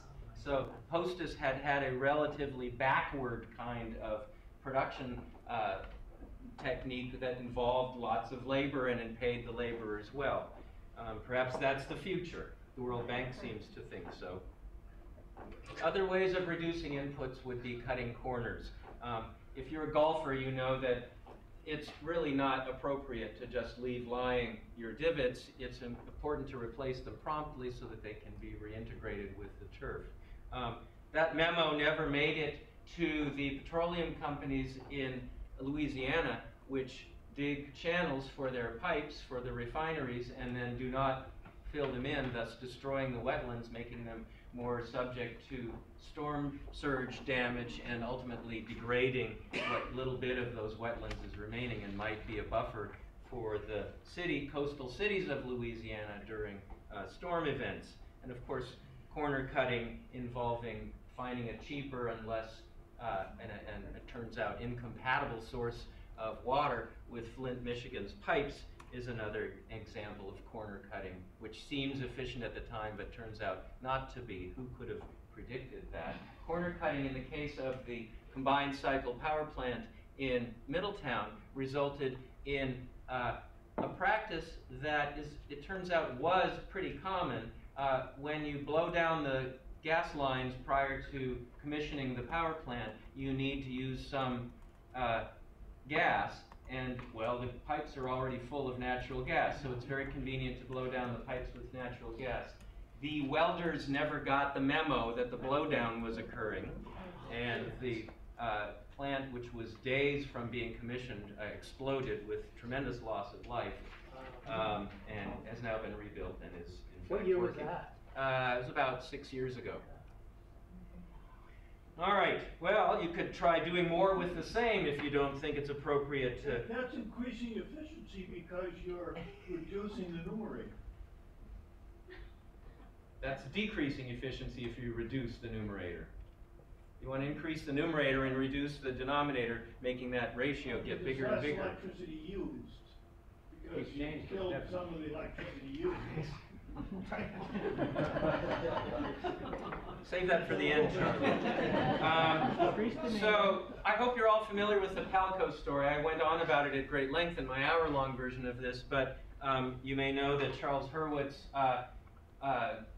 got junk bond funding from Michael Milken to buy out the Pacific Lumber Company, which had enormous holdings of old-growth timber in the Northwest. It had made some terrible blunders, namely it had not properly inventoried its trees, and it had gone public, therefore making itself vulnerable to a hostile takeover.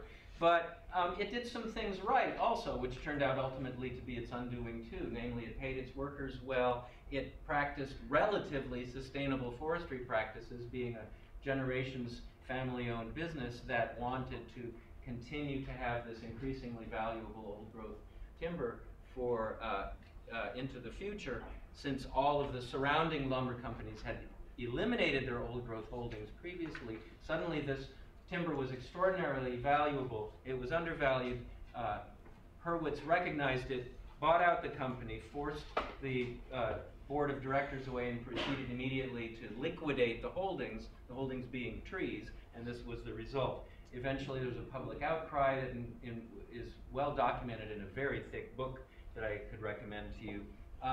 And thanks to public outcry, now a tiny little vestige of the old growth has been preserved as the Headwaters Grove in a forest preserve that was created. It's the only forest preserve that the United States government owns. Here's an aerial view of it. You can see the little clear cuts embedded within it.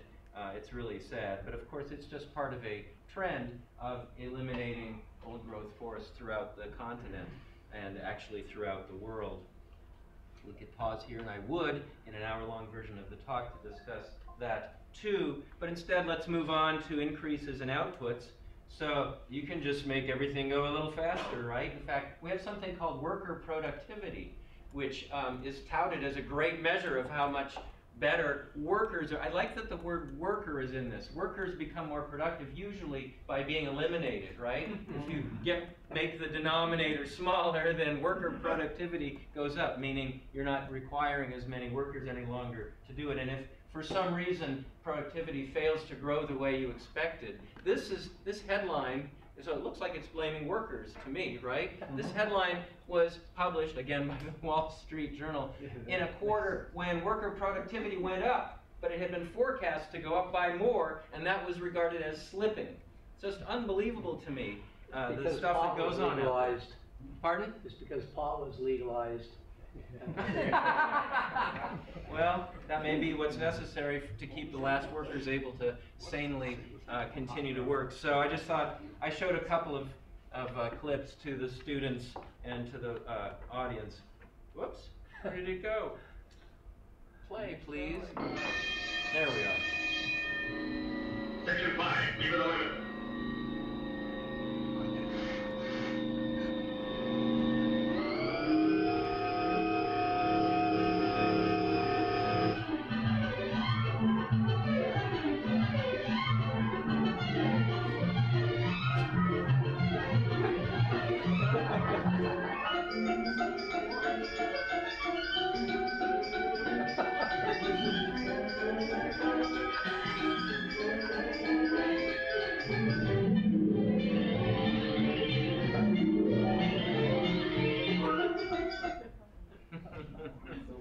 And I won't show the Lucille Ball sketch, but do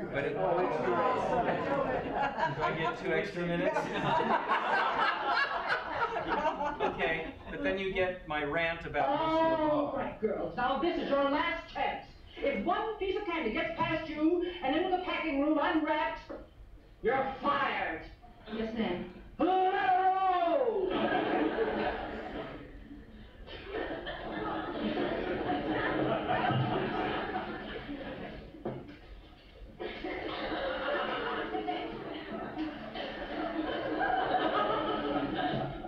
Well, this is easier. Yeah, we can handle this, okay?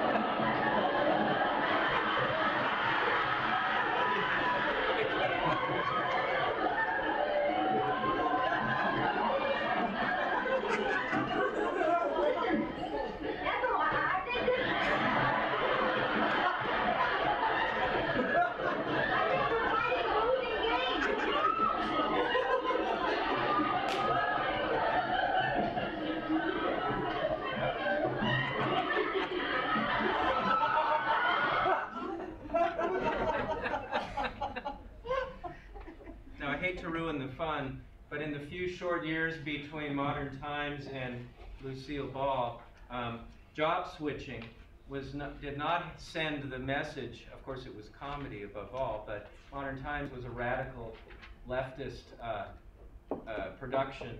Job switching taught the message that, Lucy and Ethel had switched jobs with their husbands, and the husbands were staying home and attempting to cook. And the lesson learned was that the women's place is in the home and the men ought to be back on the production line, where I'm sure they wrap the candy just right. So this goes on and on. You could do more with less, right? That would be even better. I think of that as delusion. I'll rapidly go through these slides because I'm rapidly running out of time, but the Dust Bowl, of course, was, among other things, caused by putting into production marginal land to feed a growing population. It involved 5 states. If you are not familiar with the work of Alexander Hogue, who was an extraordinary painter, kind of along the lines of, I'm failing to bring his name to mind. Grandma Moses? No, Diego Rivera. well, that's a good, yes, that's not who I was thinking of, but yes. Picasso. Hopper. All right, thank you all, but we'll move along here. Anyway, and Dorothea Lange's classic portrait of a Dust Bowl woman. And so to prevent this from happening again, you know, we can learn from our mistakes. The county soil and water conservation districts were created. These are quasi-governmental organizations that provide land use planning services to municipalities and to farmers, and with the hopes that making such mistakes wouldn't be repeated. Now, the tiny pittance that these organizations get from state governments is being cut as the wave of state government insolvency engulfs the nation, and so their future is at risk. Because after all, what could go wrong? We've had a generation to forget the lessons of the Dust Bowl. Fracking, I don't need to tell you about. For one thing, you know all about it, and for another thing, Charlie described it very ably yesterday. But the public narrative, which most of the people who come to my talks aren't familiar with, is that you know, fracking is a petroleum renaissance. Look, gas in my town was down to under $2 not that long ago. It's over 3 now, but the frackers won, right? Though if you look at the cumulative net free cash flow of the entire Bakken region, you find that it has made a tidy negative $35 billion in its entire existence. Of course, you have to reinvest to eventually realize the benefits, but sooner or later you'd better start realizing the benefits as you consume the petroleum from the sweet spots. The oil majors are not immune from this, and this graph shows the trend in the net free cash flow of the top 3 U.S. oil companies and the blossoming of their debt as they too have been forced to use unconventional means to secure petroleum. Coming back to EROI, it's becoming better measured and it's becoming better known, but again, not to the public, that the energy return of the resources that we are exploiting is getting lower and lower as time goes on. You're probably familiar with Brian Check. He's been at these meetings before. He wrote a great book called Shoveling Fuel for a Runaway Train that, among many other things, talks about the liquidating economy in which we take resources that are non-renewable and liquidate them, or take resources that are renewable and consume them at a rate faster than they are able to be replenished. And this cannot end well. But all the public sees is a graph like this one showing that we win! Tom Murphy has a blog called Do the Math. He's a professor of physics at the University of California at San Diego. He also has been at ISBPE meetings. And he points out that we have to be careful if we want to deploy energy to build ourselves an infrastructure that doesn't require fossil fuels, lest we get to the other side of the peak and find that we're just running faster to stay in place and have no surplus that we can use to build that alternative infrastructure. That time is now, right? I mean, the few short years that are provided to us by the petroleum from fracking are maintaining global petroleum production at a level that probably isn't going to be seen again. I'm not going to predict that there's no other fracking technology out there or that there's no other field in the world that can't be exploited, but that too will extend the day of reckoning just for a short period of time. And so in a rather real sense, we're burning the furniture at this point, aren't we? This isn't working perfectly, but you catch my drift. So, of course, a whole talk could be based, I know where I got this idea, on this remarkable graphic just showing the impacts, the growing impacts. And I know, it never struck me to take out the energy piece of this and use that as a focus for a talk the way John so beautifully did yesterday. I hope you were all here for John Shramsky's talk yesterday, because that's the model that I aspire to when I write talks, having something clear and clean, that if you have time, permits you to embellish, but if time is short, you can go through and make a single point. That's not my goal with this talk, but that is a model for all of us. In this talk, I left out almost all of the doom and gloom stuff, believe it or not. That is to say, documenting the destruction of the coral reefs by the bleaching events, documenting the deforestation of Indonesia, documenting some of the extreme impacts that are occurring, was omitted. And one of my colleagues had the temerity, and he's been to my talks before, to quibble with me about the potty flushing thing and whether maybe that could be scaled up. And because I didn't force upon him the recognition of the magnitude and scale of the problem. So even PhD scientists faced repeatedly with these facts, if not reminded every single time, will let their techno-optimism get the better of them, right? That's pretty much what my physics, chemistry, biology, etc. colleagues at Wesleyan are professionally. And we write grant proposals. We have to explain how we'll be able to make a better bomb with the technology we're able to develop. And so it's daunting and it's very discouraging. And so I will close. How am I doing for time? I have another minute? That's fantastic. So this quote was mentioned yesterday and is a really important way of thinking about our blindness. And I asked a colleague in the classics department to craft for me a slightly different saying, which I'll translate for you in a moment. And this is what it seems to me the complaints against our message boils down to when it comes from economists, politicians, etc. They say, with their togas on, non factus est, ergo fieri non potest, which means it hasn't happened, therefore it can't happen. But with a little more time, I'd talk to you just a little bit about the great cycles of the world's civilizations and about what happens in between them, which is not necessarily pretty, certainly not at its outset. And so instead, I omitted that material and just talked about doing less with less. Because that's what we have to do, isn't it? That's what we're going to do, whether we choose to do it or not. We're going to do less with less.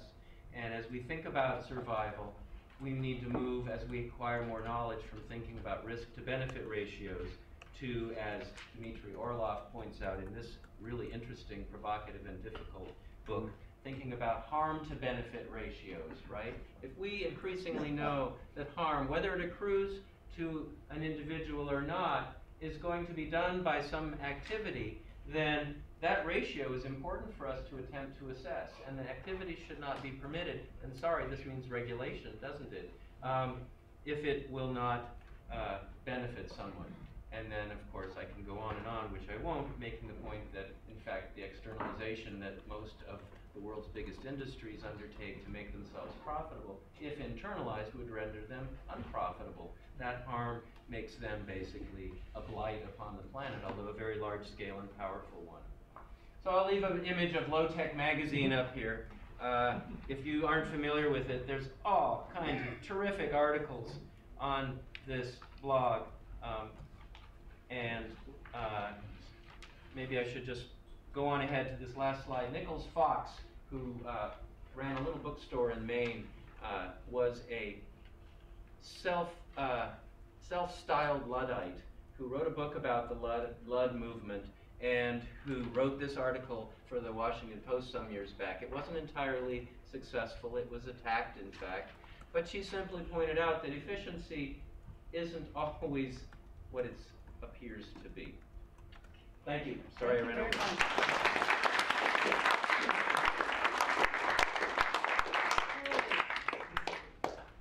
Thank you very much, Brian. Thank you. Okay, so next up.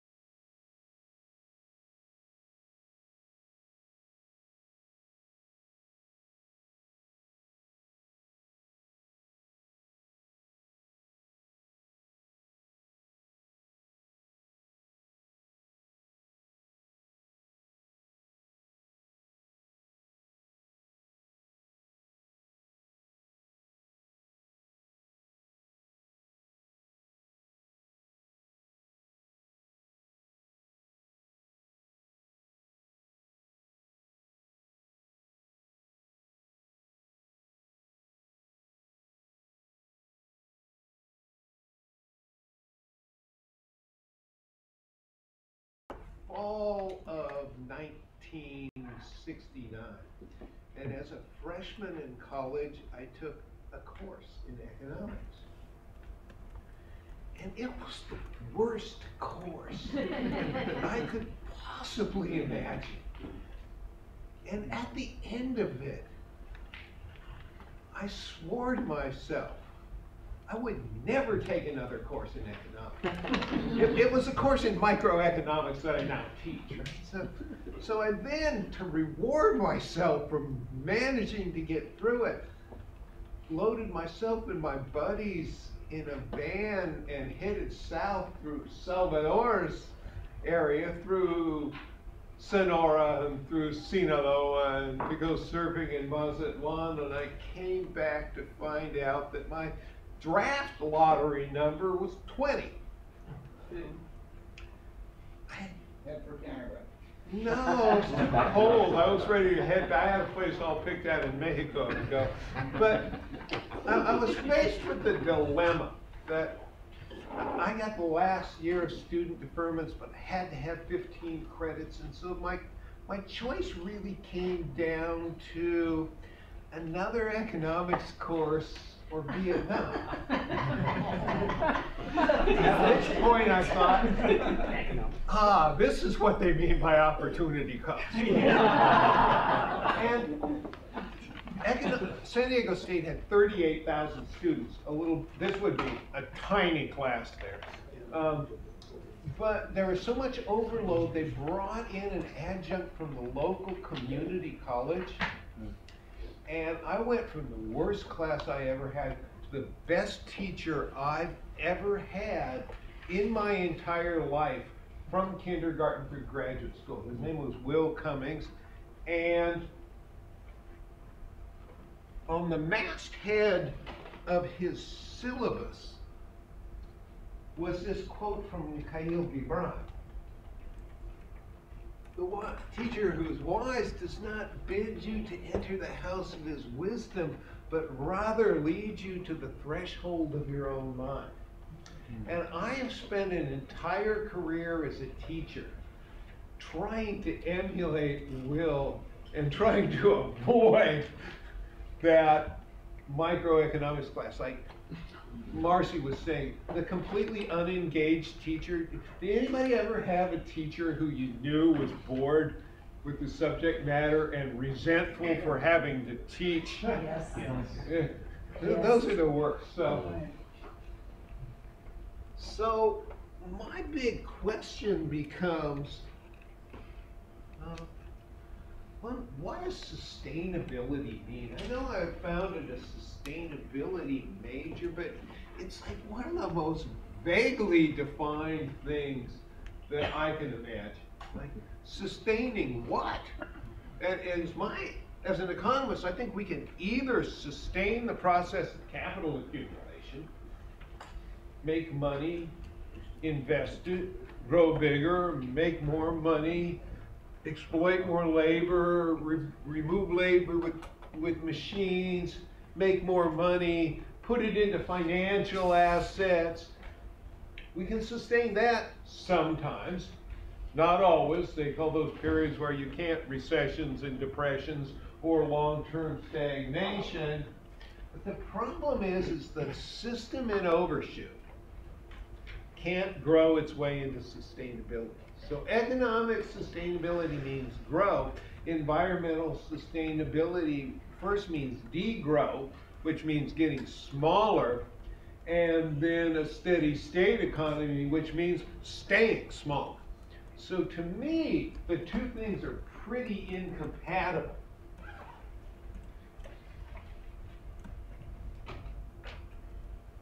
So I try to engage students to think about big picture issues. Not quite as well as Marcy, but maybe you want to scare them a lot. Like, what would the world be like if there wasn't enough electricity to run your cell phone? Like, what would you do? There was a horrendous thunderstorm that came through and knocked out all the power. And after the storm passed and the sun came out, all of the adults were acting as a community. We were picking up each other's lives, we were talking to each other, and all the kids are like, what do we do? So what kind of new skills would you have to get to manage your life? Or maybe even important, what kind of old skills that have been forgotten will you have to rekindle in order to manage your life? Unintended with the Kindle part. Yeah, unintended. But, I know that weather isn't climate, and you can't put together conclusions about climate from a single weather event. But at the same time, we can't avoid looking at patterns. And, the patterns are there. We had sub-zero winter temperatures. There was a 20-degree anomaly in the Arctic Ocean that steered the cold wind down here. But remember, in the Arctic, that a 20-degree anomaly is still 40 below zero, and when all that channels down here, what do you mean global warming? It's so cold. But we've had the hottest year ever, and every year is the hottest year ever. And we had torrential summer rains. The beautiful lake you see was green by the end of the summer, because it rained and it rained and it rained. And you'll notice that if you've driven around the area, there's a lot of farmland. In fact, there's more cows in Cayuga County than there are people. And ever since they classified concentrated animal feeding operations as point source pollution, farmers just spread the manure on their fields, and all the nutrients wash into the lake, and so we get what they call harmful algal blooms. Of course, really cyanobacteria. But so there's all of these things that, Puerto Rico was devastated, as was much of the Caribbean. So, are these things unique, one-time event, acts of God, or are they the new normal? Or maybe the new normal is there is no normal. What does it mean, and what can you do to change it? That's my question, because Jim Kunstler, who's spoken here before, put it so well. What we're seeing is just the outer bands of a shitstorm that we are not prepared for. What can we do about it? And I always, when I teach my class, try to put that emphasis on is what can we do about it? And when you put questions 1 and 2 together, what's your life going to be like? Will there be the cell phone app that says climate remediation that you can push and then lead a comfortable life? Or just what? Imagine. That's what I try to get people to do in class, is to imagine.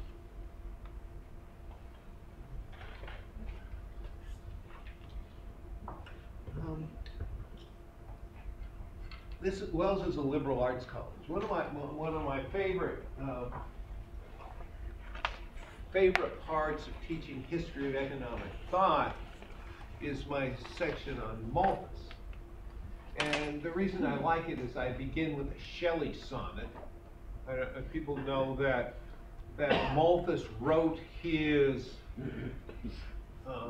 essay on population as a reply to William Godwin and the Marquis de Condorcet. And William Godwin's daughter, Mary Godwin, got married to Percy Shelley. And they went on vacation, but it was the year Mount Tambora exploded, putting so much sulfur dioxide. It was the year without summer. So they went off on holiday and it did nothing but rain. So they said, let's write a ghost story. And Mary Shelley was the only one who came through. So I read a sonnet by Percy Shelley, and then I go through Malthus, and I end by deriving a differential equation for population growth. The perfect liberal arts experience. So since you're in a liberal arts college, you get a poem. And this poem is by Drew Dellinger. And it's from Hieroglyphic Stairway. It's 3:23 in the morning, and I'm awake. Because my great-great-grandchildren won't let me sleep. My great-great-grandchildren ask me in my dreams, what did you do while the planet was plundered? What did you do when the earth was unraveling? Surely you did something when the seasons started failing and the mammals, reptiles, birds were all dying. Did you fill the streets with protest when democracy was stolen? What did you do once you knew? Well, I think most of us in here know, and so what are we going to do? There was a time back when I kept my student deferment that I would be a little bit more militant.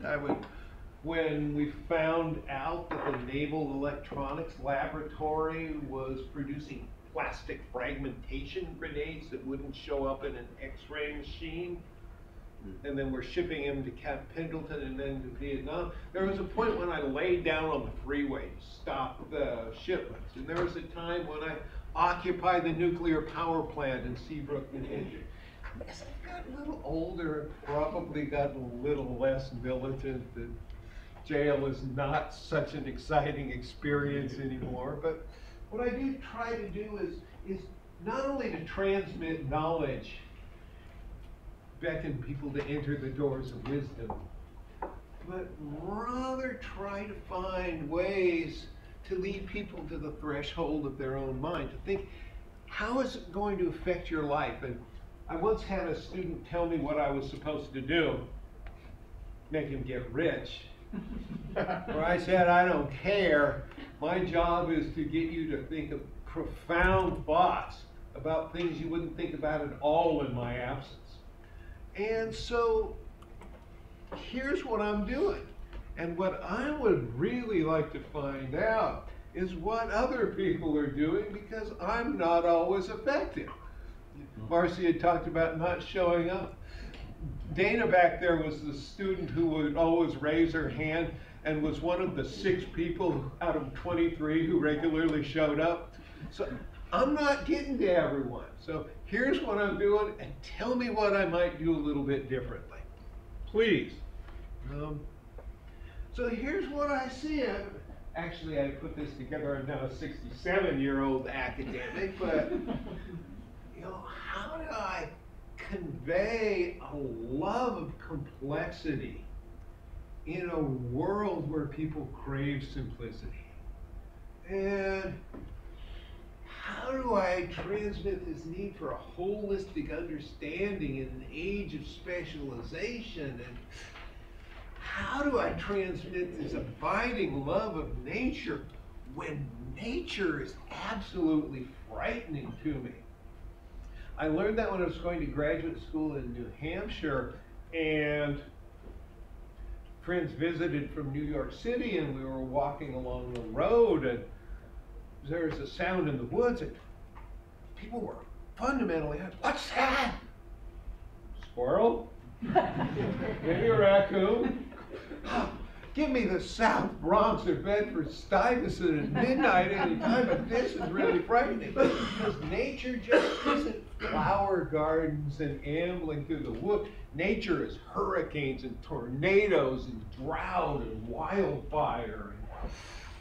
I think much of the use of fossil fuels has been to remove us from nature, to give me a nice climate-controlled rooms that have no windows in them, which certainly couldn't think. This is one of the few things that has chalkboards, because I think in terms of energy use, chalk is cheap.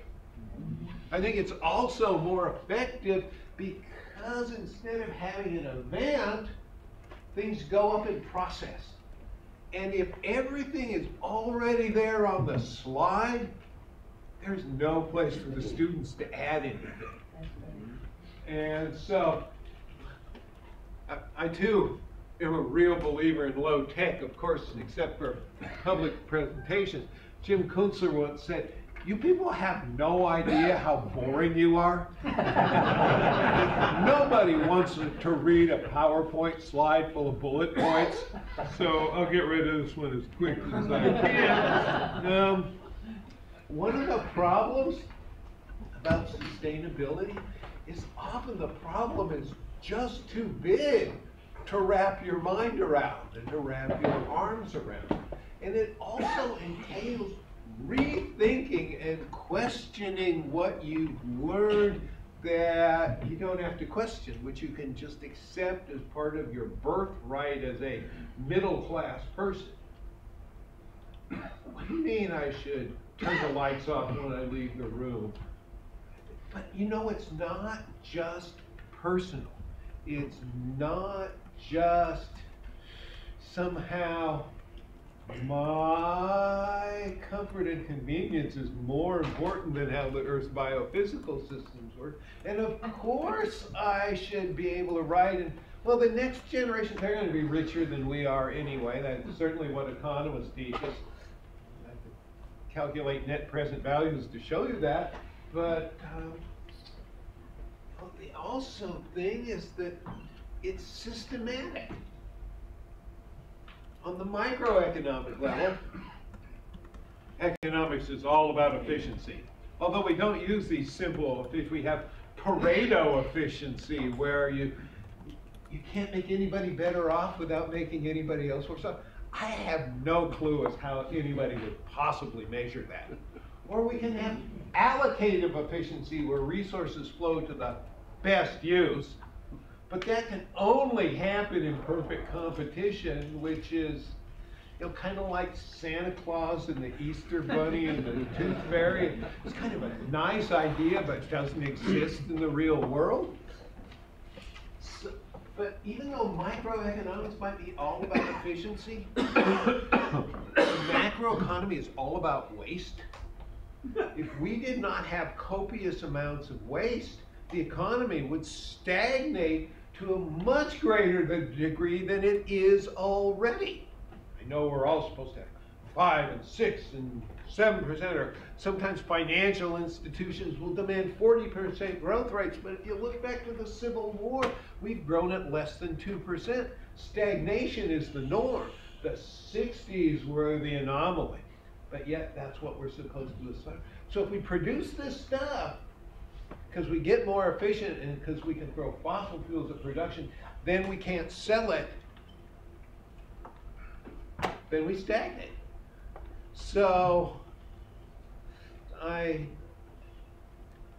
have a friend who's a marketing professor, and he puts it really briefly that what marketing is all about is you sell people a bunch of stuff that they don't need and don't want, and convince them that their life will be terrible if they don't buy it. So next time they'll come back and get it voluntarily without you having to put any money into it.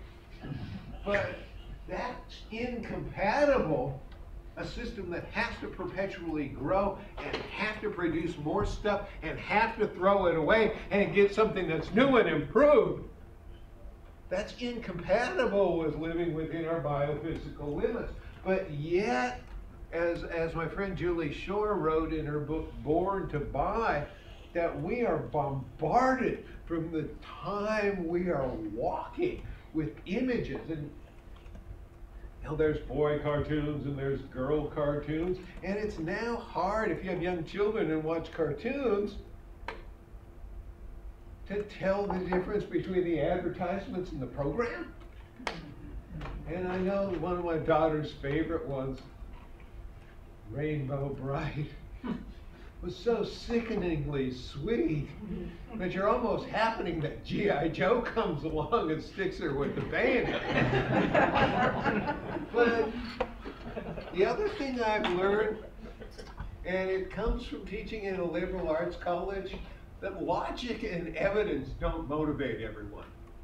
That, you know, my psychologist friend tells me that the Olympic system completely overwhelms the rational system. Yet as an economist, I live in this world of abstract logic and evidence, and how do I reach people and bring them along to maybe just consider that maybe it's not your way of doing everything, but it's worth taking a chance on. I think there's limits from an academic upstream that, and I remember when I went into my kids' kindergarten. Anybody remember kindergarten? I mean, what do you see? What do you see? The kids are loud. They're moving around. They're talking to each other. They've got smiles on their faces. They're having fun. And then you walk into a class of high school seniors. Man, what's a class of high school seniors? Are you walking around and playing with physical objects and having fun and talking to each other? There's remarkably less of that. There's remarkably right, you're all of a sudden studying for the test. You're not studying to know anything or apply anything, you just have to take the test. I think they call that no childness. Then there's what I call the scourge of postmodernism, right? That it's more individualistic than the modernism it criticizes, and I think it's led to this ethos of all me, all the time. That somehow my identity is more important than how the Earth system functions. Well, there's a role that social media plays. There's people know about FOMO, fear of missing out. So the idea that you could walk into a class and for an hour and 15 minutes just pay attention seems to be more and more missing. Maybe Marcy's right. Maybe I shouldn't try to do anything for more than 20 minutes without a break. And plus what Juliet Shore had written about Born to Buy. So there's a lot of things that are beyond our control in the classroom that students just come in already having inculcated into their. But this has been said. There's declining resource quality, there's climate change. Robert Gordon had written about, you know, the slow growth rates. Paul Baran and Paul Sweezy wrote about, you know, the role of waste in absorbing economic surplus. And plus, one of my favorite economists, John Kenneth Galbraith, really kind of put it down in his great book, The Culture of Contentment. That somehow the economy is built on convenience. Now, of course, most of the world's population is left out of that, but we're supposed to believe that convenience is our birthright. And I know we're supposed to grow, and if you look at things cumulatively, every one of those blue bars is a recession, but it's roughly exponential. And that's what pressures the environment. It's a cumulative amount of carbon in the atmosphere. It's the cumulative amount of resources that have been extracted. It's the cumulative amount of waste that builds up. But then if you look at growth from another perspective, from year to year or percentage growth, that's what it looks like. There's a lot of variation, but there's a slight downward trend. Now, this is the one that employment depends upon. So that puts us in a unique dilemma. We're growing too fast to live within nature's limits, and we're growing too slowly to provide employment. So you can't be too fast and too slow at the same time. So this creates a great policy dilemma. So usually what I do is go through all kinds of measures of overshoot. Have people ever seen this before? No. And then you can go put GDP growth onto it and say, hey, maybe there's a connection between energy use and the economy, or maybe we can look at how much oil we're using, conventional and non-conventional, and we're getting more and more of our energy from, I've seen a biology professor talking, so you know that humans are the only species we know that drill down to 10,000 feet to get energy? And it's limited. And then in Nature, a journal which David Packer is familiar with, in 2004, Johan Rockström and his team that also included Will Steffen and James Hansen came up with a set of planetary boundaries. And those red lines are the ones we've exceeded. Biodiversity loss and disruption of biogeochemical cycles and the amount of carbon in the atmosphere. And some of them we're getting closer. Land use change is a nice way of saying deforestation. And some things we really haven't quantified yet, chemical pollution and ocean acidification we're getting out there, and stratospheric ozone depletion. We almost wrecked the planet, but then Paul Crutzen and Sherwin Rowland and Mario Molina figured out what was happening, and we could actually change things. But we could step back from that, because getting rid of chlorinated fluorocarbons' ability to deplete the ozone could happen by a technological change. You could add hydrogen to the mix. Boom. Technology will save. Of course, there is that problem by adding hydrogen makes it another really powerful greenhouse gas. And so there's often unintended consequences of technological change. And there's the Earth's recent climate history. And what I point out, people, is what the period in which humans evolved, the Holocene, is unusual in its stability. That's what we've got, is unusual stability. And then I'm going to show you a couple graphs that I can go through quickly, because I think you've seen them before. The great acceleration of exponential growth and everything. But the question I ask people is, how compatible is this escalating exponential growth with this stability? And how long can we keep doing what we're doing before we disrupt the stability? What that means is just reordering not only your own thought patterns on how much resource use you deserve, but also it means you have to think about what the economy is like. I once asked my students in the 1980s, which would you prefer? Global thermonuclear war or socialism in America? How many people? It was about 2 to 1 for global thermonuclear war. So just rethinking the economy in which you live is asking really a lot, and doing it in an era of having less, and having less permanently. I'm really asking people a lot. What I'm really asking is to ask people who may be struggling themselves to cut back in order to give a little bit better life to a child in Africa a couple generations from now? I know I ask a lot of people, but my job is to make people think profound thoughts. And to me, that's about the most profound thought I can think of, is to get people to think not me now, but humanity in the distant future. 1 minute. So the problem is we live with all these myths. Charlie and I pointed it out in Energy and the Wealth of Nations. I think one of the big myths is prices are determined by supply and demand. Most prices are administered. You know, tuition here isn't determined by supply and demand. The board gets together and sets the price, and you either pay it or you don't. Yep, the vibrant growth is the norm. It's a myth. Or the idea that technology will save us. So clean energy.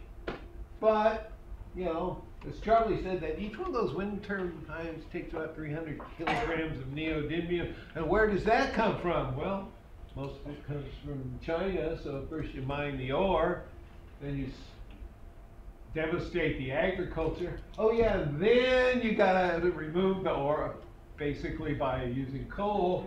And then you have to put it in a container ship and send it across the Pacific, burning bunker oil. And then you go through the Panama Canal and up the coast and into the St. Lawrence River and down Lake Ontario to Oswego, where you put one blade at a time on a truck and drive it out 100 miles to Fenner, and now we have clean energy. So I'm not of the belief that technology will save us. And, you know, there's hydraulic fracturing. It's already been talked about. And, you know, all you gotta do is to figure out how long hydraulic fracturing will last is look at the depletion curves, and it doesn't tell a pretty picture. And, you know, there's Bakken, and those are the fundamental dilemmas. Capitalism has to grow. The Earth systems won't retain any more growth. If we don't grow, we stagnate. If we do grow, we risk the, either we stop growing voluntarily, or nature's going to tell us we have to stop, both in terms of lack of fuels but I don't know. How do you find a politician that's got the courage to stand up before the electorate and say, I'm going to have a policy, if you vote for me, I'm going to reduce the amount of resources you have access to, and to preserve things for the poor of the world and the next generation. Please vote for me. I don't see that within our system. So, finally, even though we have been pressuring, there's a lot of human needs that are yet met. I mean, people are, as Franklin Roosevelt said, ill-housed, ill-clad, ill-shod, don't have jobs, work for low wages. So the question is, how do we meet human needs while stepping back from the planetary boundaries? Kate Rayworth, who works for Oxfam, said, how do we find the donut? That's what I'm trying to do. I'm not completely sure how to do it, but there's a suggestion. When does growth stop making us better off, and when do we enhance our lifestyles by cutting back? Thank you so much.